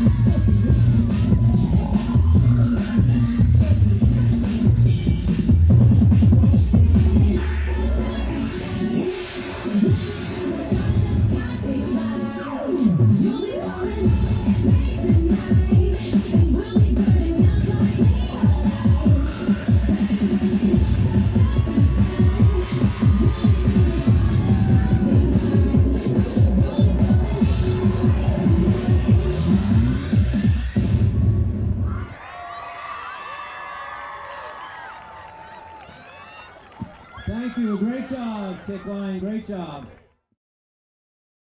Cheer and Finn, back onto the page of the big no-no for Valley Stream Central was the turnovers. You know, we saw one play, the interception. You know, that was Stephen Mulqueen, the sophomore. Big interception here. You know, Watkins just looked back and Mulqueen stepped right up and just got the interception. A beautiful play there from the sophomore. You know, he's been starting there all season long, and he definitely deserves that position. Yeah. And, you know, I mean, great interception. And then, you know, you had this fumble that kind of came out of nowhere. So it kind of just shows you Mepham's, you know, kind of like defense has just been really working on big hits, you know, great formations in the defense. Yeah. And that's how they got that interception. But it was a little weird on where that quarterback was throwing at the time. And I don't know. And I know Sean at the time was commentating that and basically saying, well, where was he exactly throwing? Was he throwing it away? Who knows? But just unfortunate. Oh, it's definitely unfortunate. It's also a big momentum changer. You know, Mepham came into this game all, you know, home, and boom, the momentum definitely switched, and, you know, Mepham just kept going on with it. Yeah, and I definitely feel like there's a home advantage, you know. Absolutely. Having those fans on your backs. And everybody, yeah. Well, one more little replay we're going to go to is the Dom Novello touchdown. You know, he's been a key factor all season long, and, you know, he came up clutch today with a 100-cat pass to him. You know, he just burned the defensive back. No one was guarding him and just took this one to the house. You know, he saw someone, you know, the defender trying to tackle him. He's just unable to go down.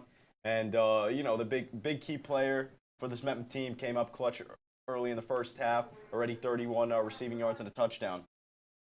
Yeah, and, you know, he can just do everything, you feel like, defensively, offensively, and right in that play, it kind of came out of nowhere. It was like a sneak play. He went right through the defense. Not only him, but also you talk about Hunter Camp. Hunter Camp, you know, we talked about in the pregame show. He's been a big impact to this team. You know, he transferred from St. Anthony's last year. You know, he watched over Billy Kender.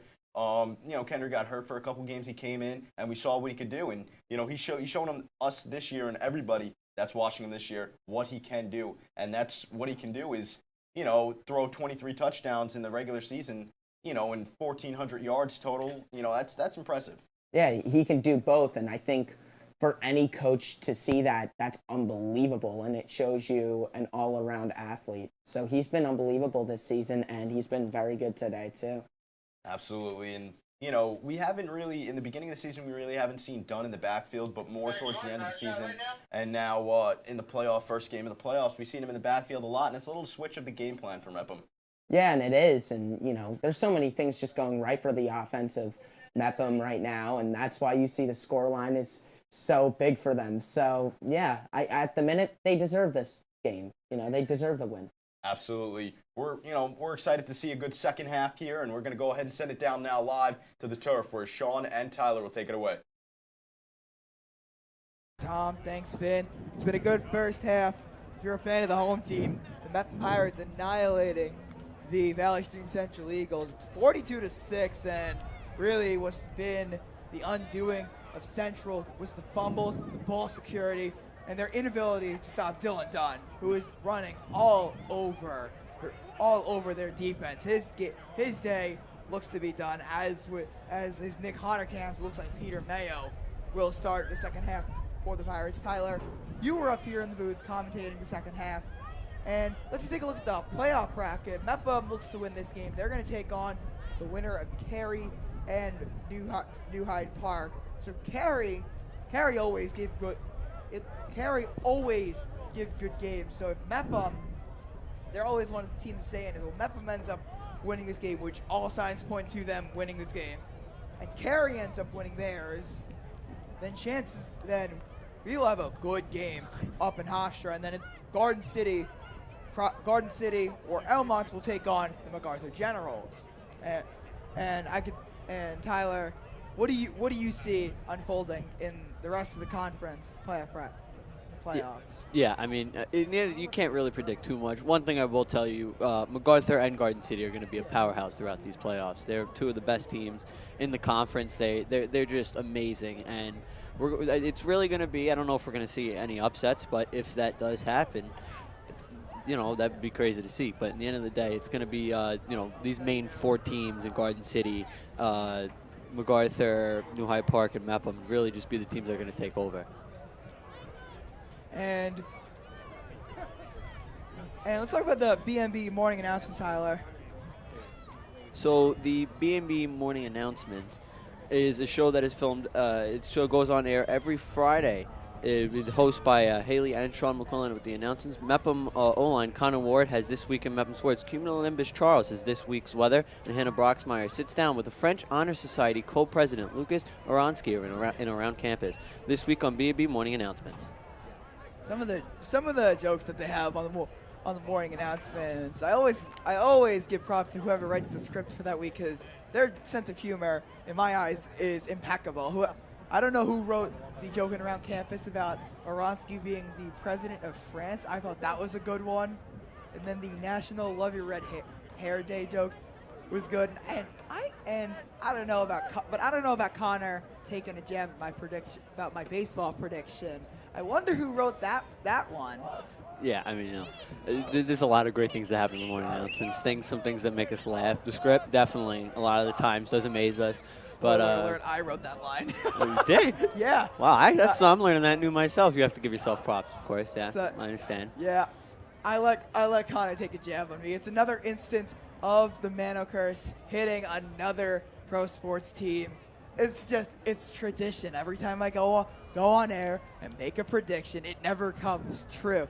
But as we turn our focus to the second half of this game, I expect it to be more of Mepham, and I think that Valley Stream's got to give Jason Dallas a chance. Yeah. They got to get him moving if they want any shot of getting back into this game, because if Mepham can put up 42 points in half, then so can Valley Stream with an all-county quarterback under center. Yeah, I agree. I mean, the Eagles have a lot of playmakers. They really do. Dallas has had a phenomenal game. He's had some big runs. Obviously, having that long, looked to be around 70-yard touchdown run that he had to put that 6 points up for the Eagles. But you got to just give the ball to your best players and make something happen. Take it one score at a time, and if you're able to do that, the Eagles could very much come back in this game. That never over till it's over.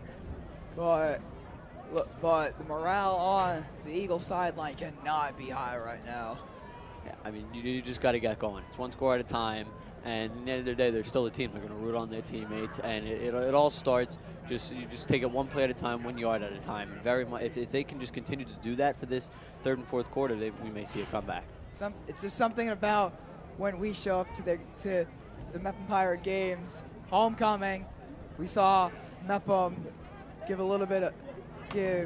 Great Neck, not Great Neck, Glen Cove, gave them a blowout, and then saw them Calhoun.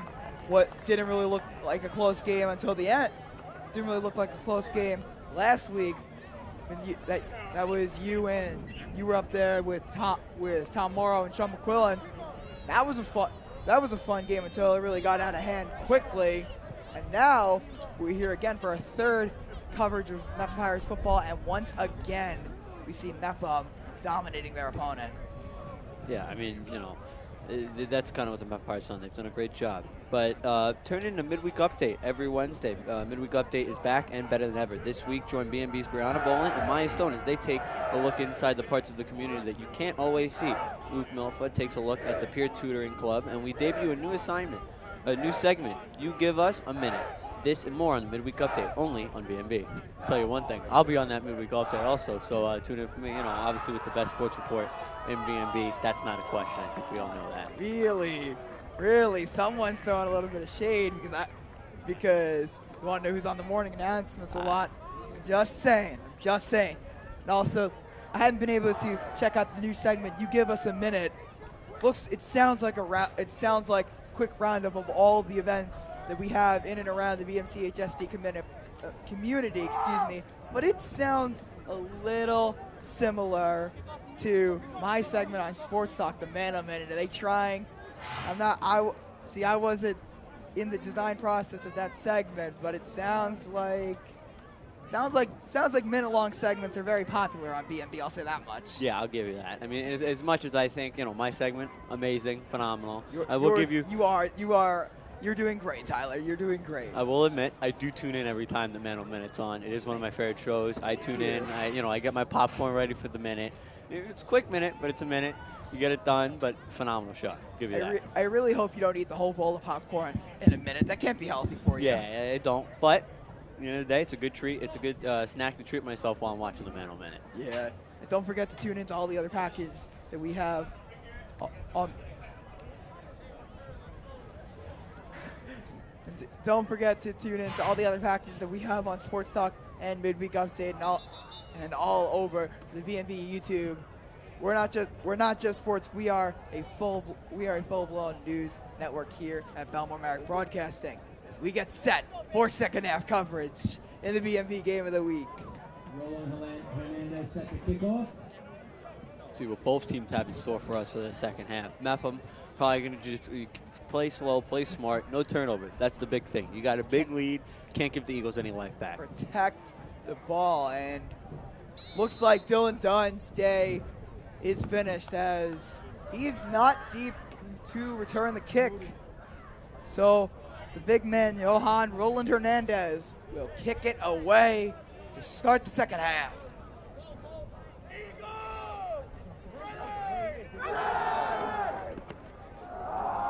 Kickoff on the way. Kick is away. Fielded short of the 20-yard line by Tara, and Tara takes it to the 35-yard line. That's where we will start the second half. And starting the second half for the Pirates is junior quarterback Peter Mayo. We'll get to see a little bit of him as the starting QB role for next year is his to lose. So Mayo was joined by Tara in the backfield. And Queen, one of the receivers alongside Ryan Harrington. Mayo gives it to Tara. Tara using that speed. He's got a first down. He's taken down across midfield to the 48 of Valley Stream Central. Mepham starting off with a big play. Just making a huge run play. I believe there's a flag on the play. Might come back, probably a hold. Not really sure. Against Mepham, first down, Mepham. Looked to be a hold. Yeah, they're gonna bring it all the way back. First down and 20. First down and 15. First and 15 on the 30-yard line.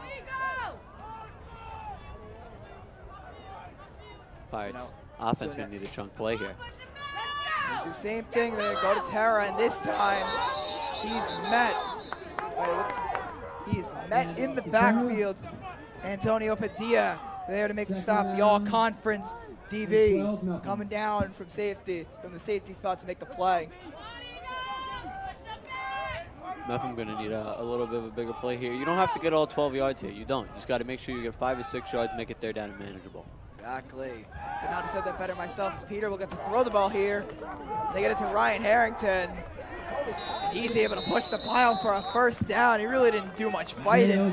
He just let Valley Stream fight for him and push him across the chains. Yeah, I mean, a good play there by Ryan Harrington. He had a quick slant, caught the ball, and I mean, he's a big guy. He's a big receiver, and he's hard to take down, and got that little extra push from the Eagles. But it's just a lot of guys trying to bring a big man down. But great play there by Ryan Harrington. Yeah, normally you see on a quick slant like that, the receiver is a little bit scared of getting hit by the linebacker, but I think a lot of those Eagles were getting scared of hit by Harrington. So now, on first down and 10, Mayo, they give it to Terra, running right, going through the B gap, and Terra, it's almost to midfield, gets stopped right at the right on midfield. It'll be second down and about 6. Exactly what the Pirates need. Just 4 downs at a time. 4 downs at a time. 4 yards at a time. You just get 4 yards, and I don't know, it'll waste some clock down for the Pirates. Play smart, no turnovers, and if you get 4 yards every play, this is going to be a long game, a long second half for the Eagles. Yeah, and then you look at Connor Ward and Logan Laguici making that block on the all-county tackle Jerome Nebhard, as this one's another run play. It's like Stephen Mulqueen. Run by Garuccio. Third Oh, down. excuse me, that was not Mulqueen. That was Chris Garasio on the run. They'll make it 3rd and 3 now. Exactly. Now coming into the game is the senior Tyler Usler in for Harrington. Pirates getting exactly what they need. They're taking these small yards. Whatever the Eagles are giving up, the Pirates are taking, and they're just getting small yards every down, and it's going to lead for a 3rd and manageable. Peter's going to take the quarterback keeper. He can run. And he's short. Forward progress will give him the 45-yard line. But I don't know about you, Tyler, but there's no reason why Mepham needs to go for this one. But I still think they're going to see what you got out of your young quarterback, Peter Mayo. Yeah, I mean, you know, Peter is the future of this team. They want to see what he's got. Is Nick Hunterkamp is a senior, so they want to see what Peter Mayo has. He's very talented, extremely talented, and they just kind of want to see what he has. He's got a phenomenal arm, very good speed for a quarterback. So just want to see what they have for the future. He's also a very intelligent quarterback. He knows everybody's job on the field, and that's really his greatest strength, is his leadership and intelligence. As Terra runs straight through, gets the first down. First down, Pirates. Pirates using their run game extremely effective so far this half. They're just getting 4 or 5 yards apiece, and it's just making every single down easier for the Pirates. The Eagles kind of have to just put their foot in the ground and stop this run game. It's been Dylan Dunn, Gabe Terra, Ryan Thier, all those Pirates running backs they've been eating today. As you see the senior Dom Casella playing right guard for the Pirates. So a lot of substitutions for Mepham. Gabe Terra, though, has made a huge impact so far this game. They're just handing it off to him, and he's making the most of it right now. He's getting 4 or 5 yards a chunk. The Eagles have not really been able to step in front of anything that he's had. He's been a phenomenal player. He's also an awesome teammate. So, you know, just great to see him playing well. Yeah, Terra, he's a great guy to strike up a conversation in after practice. And he goes just about nowhere there. Tackle for a loss in the backfield. Hand off to Terra. 2nd and 12, Pirates. We'll make it 2nd and 12. So we're almost halfway through this scoreless 3rd quarter. It's 42-6 Pirates. And Mepham's offense not moving with the intensity that we have seen so far, as we have our first Sophia Laspina sighting of the day. She'll be lined up in the slot next to Tyler Usler. So very exciting to see for the fans here. Of course, the first female to ever catch a touchdown on Long Island. Got recognized by Robert Sala, head coach of the Jets, who a couple days ago played on Thursday night, lost to the Colts. Mike White and Josh Johnson still had an incredible showing that game. So Mayo rolling to his left and goes to Sophia Laspina. She gets tackled by a host of Eagles, including Antonio Padilla. Looked like also Fox was in on that one. It'll be 3rd and 8, and actually, I think that was the play that they scored a touchdown on with Laspina. Yep, Mayo rolling to his left-handed quarterback and throwing on the out route. And that was exactly the play that Sophia scored on earlier in the season against Roslyn. Yeah, I mean, Sophia Laspina, 11th grader receiver. Obviously, as everyone knows, the first female to score a touchdown on Long Island. Such a just an amazing story when you look into it.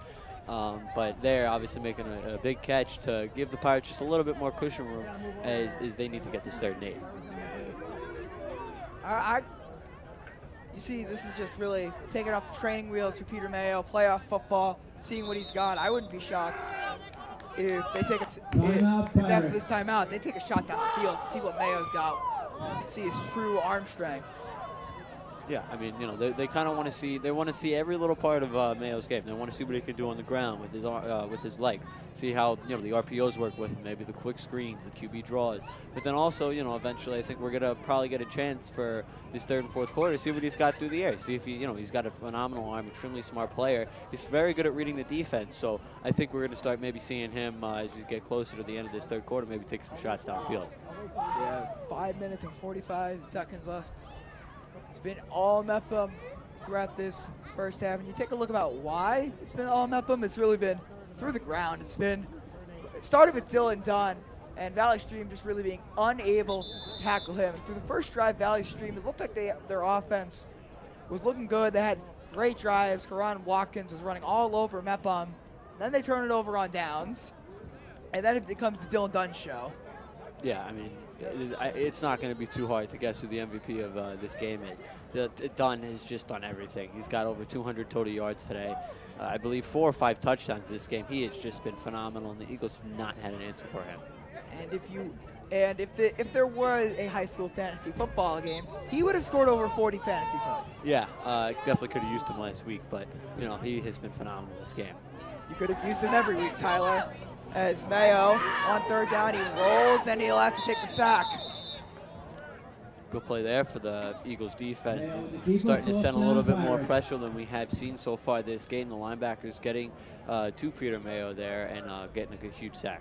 There's Chris Waterton there making the play. It'll be 4th down and the offense will stay on. I mean, why not? You're up 42-6. Why not? See what you got on 4th down and long. It's 4th and 13 to be exact. This is one of those plays where we're going to be able to get to see what Peter Mayo has. It's going to be a pass play. Let's be real. They're going to get to see what Mayo's arm is.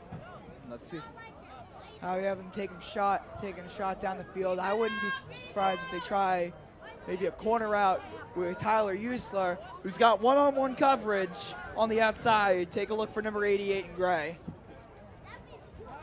Mayo is looking the other way. He's going to throw it down the field. Almost had Laspina. Just a little bit overthrown there by Mayo. It was a perfect play. Laspina got right behind the defense, something that as a cornerback you cannot allow. One of the worst things as a defensive back is to just let the receiver get behind you. So almost had a big play there for the Pirates.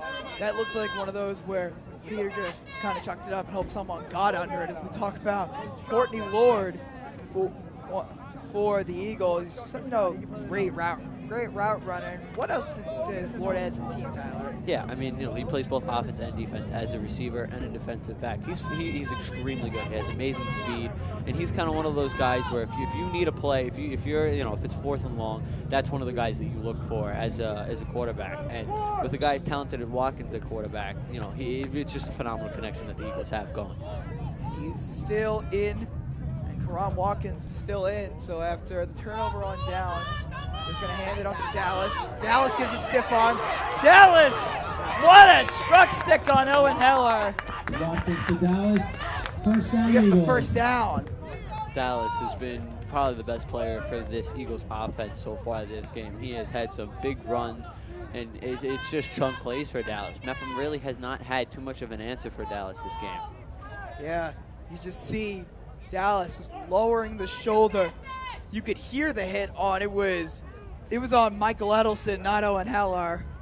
But Dallas got 128 rushing yards and a touchdown, and he gets it again. But that one, he's going backwards. Chris Garcia makes the play. Dallas. Second down, 15. Pirates defense making a big play there, stepping up a little bit. They sent a little bit of pressure, and the linebackers again. I mean, we've seen both teams today send their linebackers a lot, and for the Pirates, it's been a lot more effective than what the Eagles have been trying to do, as we see there. Mepham staying in that 4-3 look that they've used all game. They've got one guy I haven't seen a lot of safety usage in this game. And there is a keeper by Watkins that everyone fooled. That's one of the things that Watkins brings to the team as a quarterback. He has an amazing arm, and then he uses his legs. He uses his legs for the ground game. He's extremely fast, as that has definitely not been the first time that he's used his legs to fool those Mepham Pirates defense. Logan Leguici was in the backfield, and I thought the play was over. And then Leguici looks up and looks around, and Watkins is already 10 yards down the field. And that's just what you have in an all-county quarterback. That's the kind of stuff we expected from him all game. Now here's Dallas. He takes a tumble. There's Novello. I haven't called his name a lot, too, the surprise of everyone here. But Novello makes the play.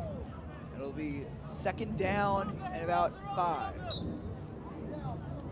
Eagles starting to go on a little drive here. They have not really done too much offensively, so this is just a big drive for the Eagles to maybe spark any life that they can have to try to make a comeback.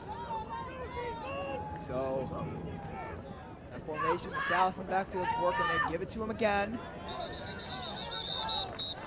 And Watkins is like, well, what can you really do? Shrugging his shoulders as Watkins only gets back to the line of scrimmage. The offensive line for the Eagles have had a very rough day.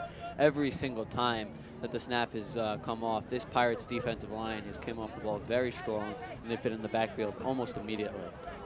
Yeah, so now they go back to 5 wide with Dallas in the backfield, or Dallas not in the backfield, split out wide. So Watkins on 3rd and 5. You got a man in motion. It's Muhammad Tafala. Muhammad Tafala looks to be short of the first down. Barely got past the line of scrimmage. 4th down and 2. Here, look. 4th and 2. And why not go for it? So they got Tafala. Take a look at that replay here. It was strong running for this Eagles team. They have not really used the ground game too effective, but as we've seen, Dallas has really been that bright spot. But the Mepham defense making a huge stop here, as now we have 4th and 2. Aside from, of course, the long touchdown by Dallas, Mepham's defensive line has really won the battle inside the trenches. As it's the same play again, but this time Watkins keeps it, and he will be short of the line to gain. It looks to be another turn. It'll be not a turnover. This generous spot gives Watkins and the Eagles a first down, fresh set of downs. Yeah, I mean, it's a good play call. They had a fake jet sweep there to Muhammad Tafala, and it's just a good play. Watkins has been very strong in his legs today. His arm has been, you know, they haven't really gotten going in the passing game, but the rushing game for the Eagles, at least with Dallas, and, you know, it's been very dominant for this Eagles team. With the issues of ball security, you'd think after the first couple of fumbles, they would have thought to use Watkins' arm a little more, as there goes Jason Dallas. Second down, Eagles. He got wrapped up behind the line of scrimmage by the pretty much entirety of the Mepham D-line. So as the third quarter comes to an end, we've had no score in all of the third quarter. Tyler did a great job today. It's time to say goodbye to you, and hello back to, once again, to Sean McQuillan for the fourth.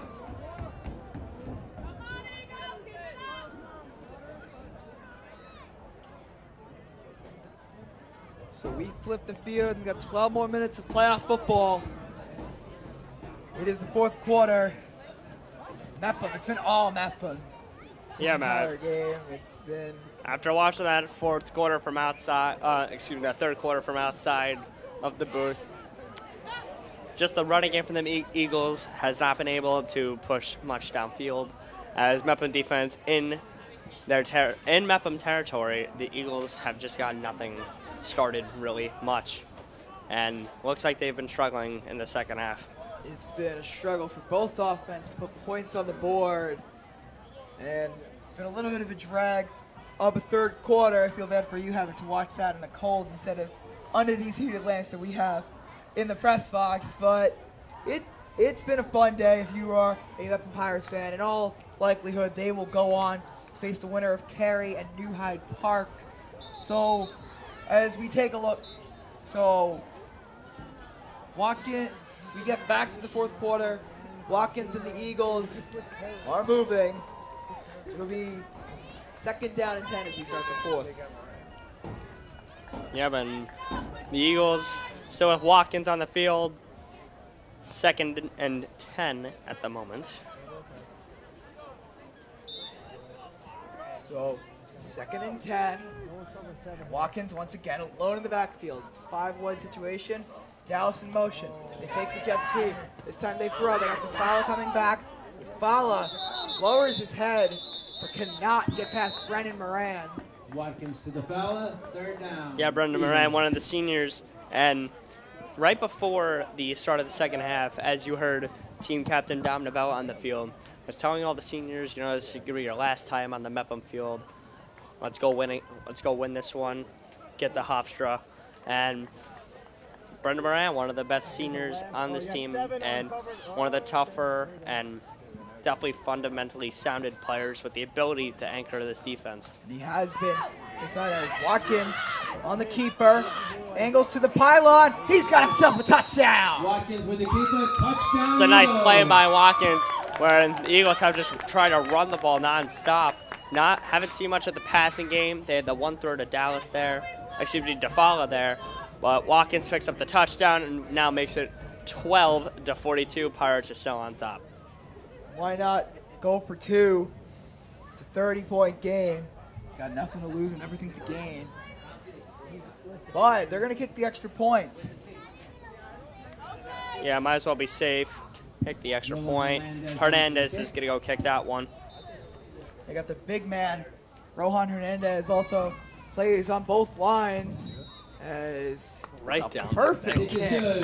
Perfection. For a guy of his stature, he's 5'10", 235. For a guy that big, very impressive to see him kicking with that strength, with that accuracy. So, kicking game on one right spots for the Eagles. And we'll now see more Peter Mayo in the Pirates offense. Yeah, Matt, the second half has given Peter Mayo the opportunity to show Coach Krakow what he's capable of, especially in a playoff atmosphere now. And even though the score looks like a blowout, Peter Mayo is still trying to prove what he's got before Nick Heinerkamp leaves for next year off to college, and Peter Mayo is the senior quarterback. Peter Mayo, in all likelihood, will be the starter next year. So every minute of in-game experience against a defense other than the one that he knows, will be so valuable to a quarterback like him going into a conference that's loaded with quarterback talent.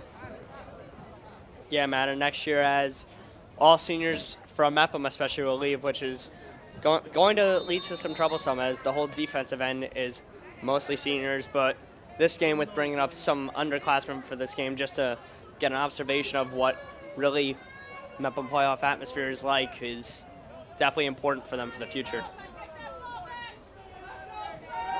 So you can hear the crowd on the central sideline. They still think they're in it. As Tara fumbles the ball, he's able to cover it. Couldn't really cleanly recover the football on the kickoff. Center on the return for 24. Be able to fall on First down, it. Pirates. 24-yard line. And like we just brought up, Peter Mayo will lead this Mepham offense back on the field. So let's see what more of Peter Mayo we can see. We can see that Peter Mayo, very smart quarterback. He's likes to take a lot of the shorter throws, but he knows where to go with the football. He knows where everyone on the defense is going to be. He knows where everyone on the offense is supposed to be, and he almost always makes the correct read, makes the correct throw, and puts it right on his receiver. So he's not one of those guys who's going to dazzle you with crazy athleticism, but he absolutely can get the job done at a high level because of his incredible intelligence as a quarterback. So on 1st and 10, let's see what Mayo's got. He gives it off to Gabe Terra. Yeah. Mayo to Terra. And that'll Second down, Pirates. they'll bring him down for a loss. It'll be his 2nd down, 10. They'll call it no gain. Almost seems like the seniors are getting a chance now for the Pirates, as you've seen also. Number 2, Dean Holtzman, is coming at wide receiver, along with very famous now wide receiver for the Mepham Pirates, Sophia Laspina. We talked about her and how earlier in the game the Pirates used the same play that scored Sophia a touchdown in Roslyn. So now here's Mayo on 2nd and 10. Mayo's going to throw, chased out the pocket. We're going to look to throw on the run, dumps it down to Terra. And there's that smart playmaking by Peter Mayo. Able to evade the pressure, and Terra gets close to a 1st down. Yeah, well, just a little short of 3rd down, and now let's see what Peter Mayo can do in 3rd and short situations, as we really haven't seen that so far in this 2nd half. That's what you look to get out of a quarterback when you're putting him in a game that's already basically been decided. As Mayo, it's 3rd and 2, just situational football. See how he can handle different situations that requires him to make quick decisions, smart decisions under pressure.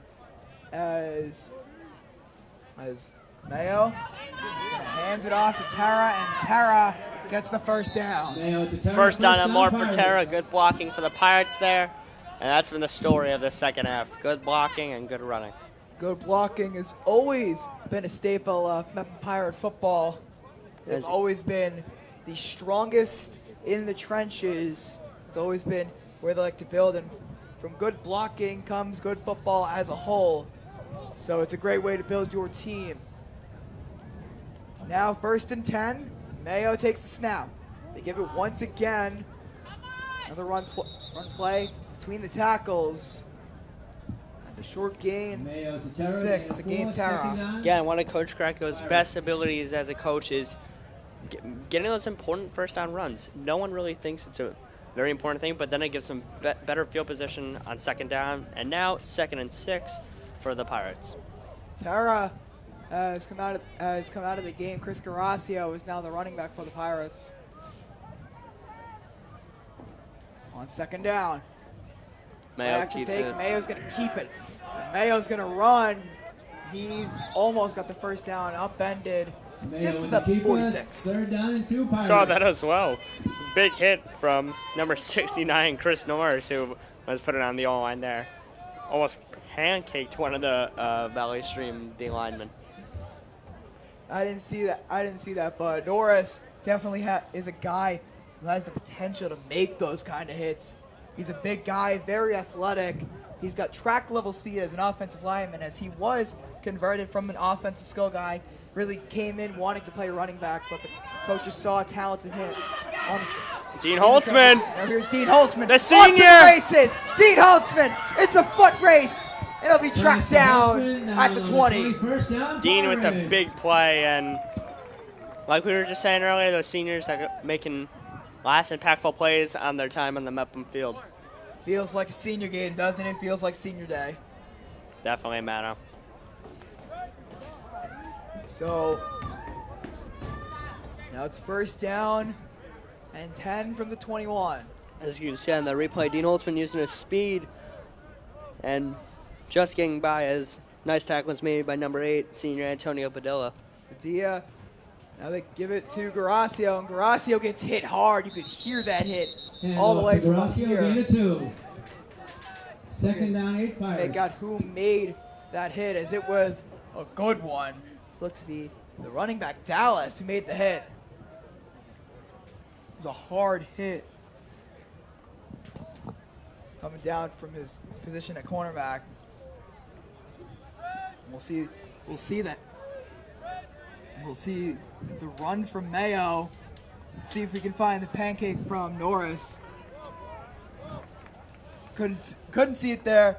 Now it's second down and 8. Here's Mayo. Another handoff to Garacio.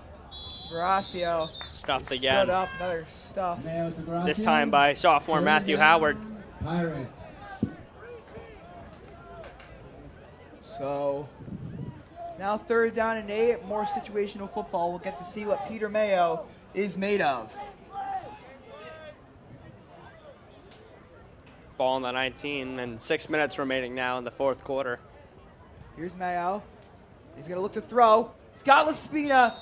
He just missed her. Mayo Yeah, to overthrown there. complete. Sophia Fourth down, looked like she Pirates. might have gotten a touch on that ball with the right hand, but a little too high for Sophia, and now it's going to be 4th and 8. That's one that Peter really probably wanted back. Peter, that was open enough to be 6 points for Laspina. And that could have been a historic touchdown if Peter hit the pass. But it'll be 4th and 8, and they'll get one more chance to pick up the necessary yardage, move those chains. So Mayo, and he loses the football. They're trying to make a play. He's got Laspina, and he almost had it. That could have been Laspina running for a Pass first down. incomplete. Went for a second target on Sophia, and looks like that ball might have been a little overthrown there as well, as Mayo was scrambling for that. And now, turnover on downs. Eagles will now take the field for offense. That was disastrous for Peter Mayo on 4th down. Needed really to try and make some magic. Wasn't really even gripping the laces when he threw that ball. Didn't even have a clean grip on the ball. He just threw it. Almost got it to Laspina, but once again overthrew her. Yeah, man, now we're going to see Watkins take back the field as the second half has gotten the Eagles on the board, but otherwise in the passing game has been quiet.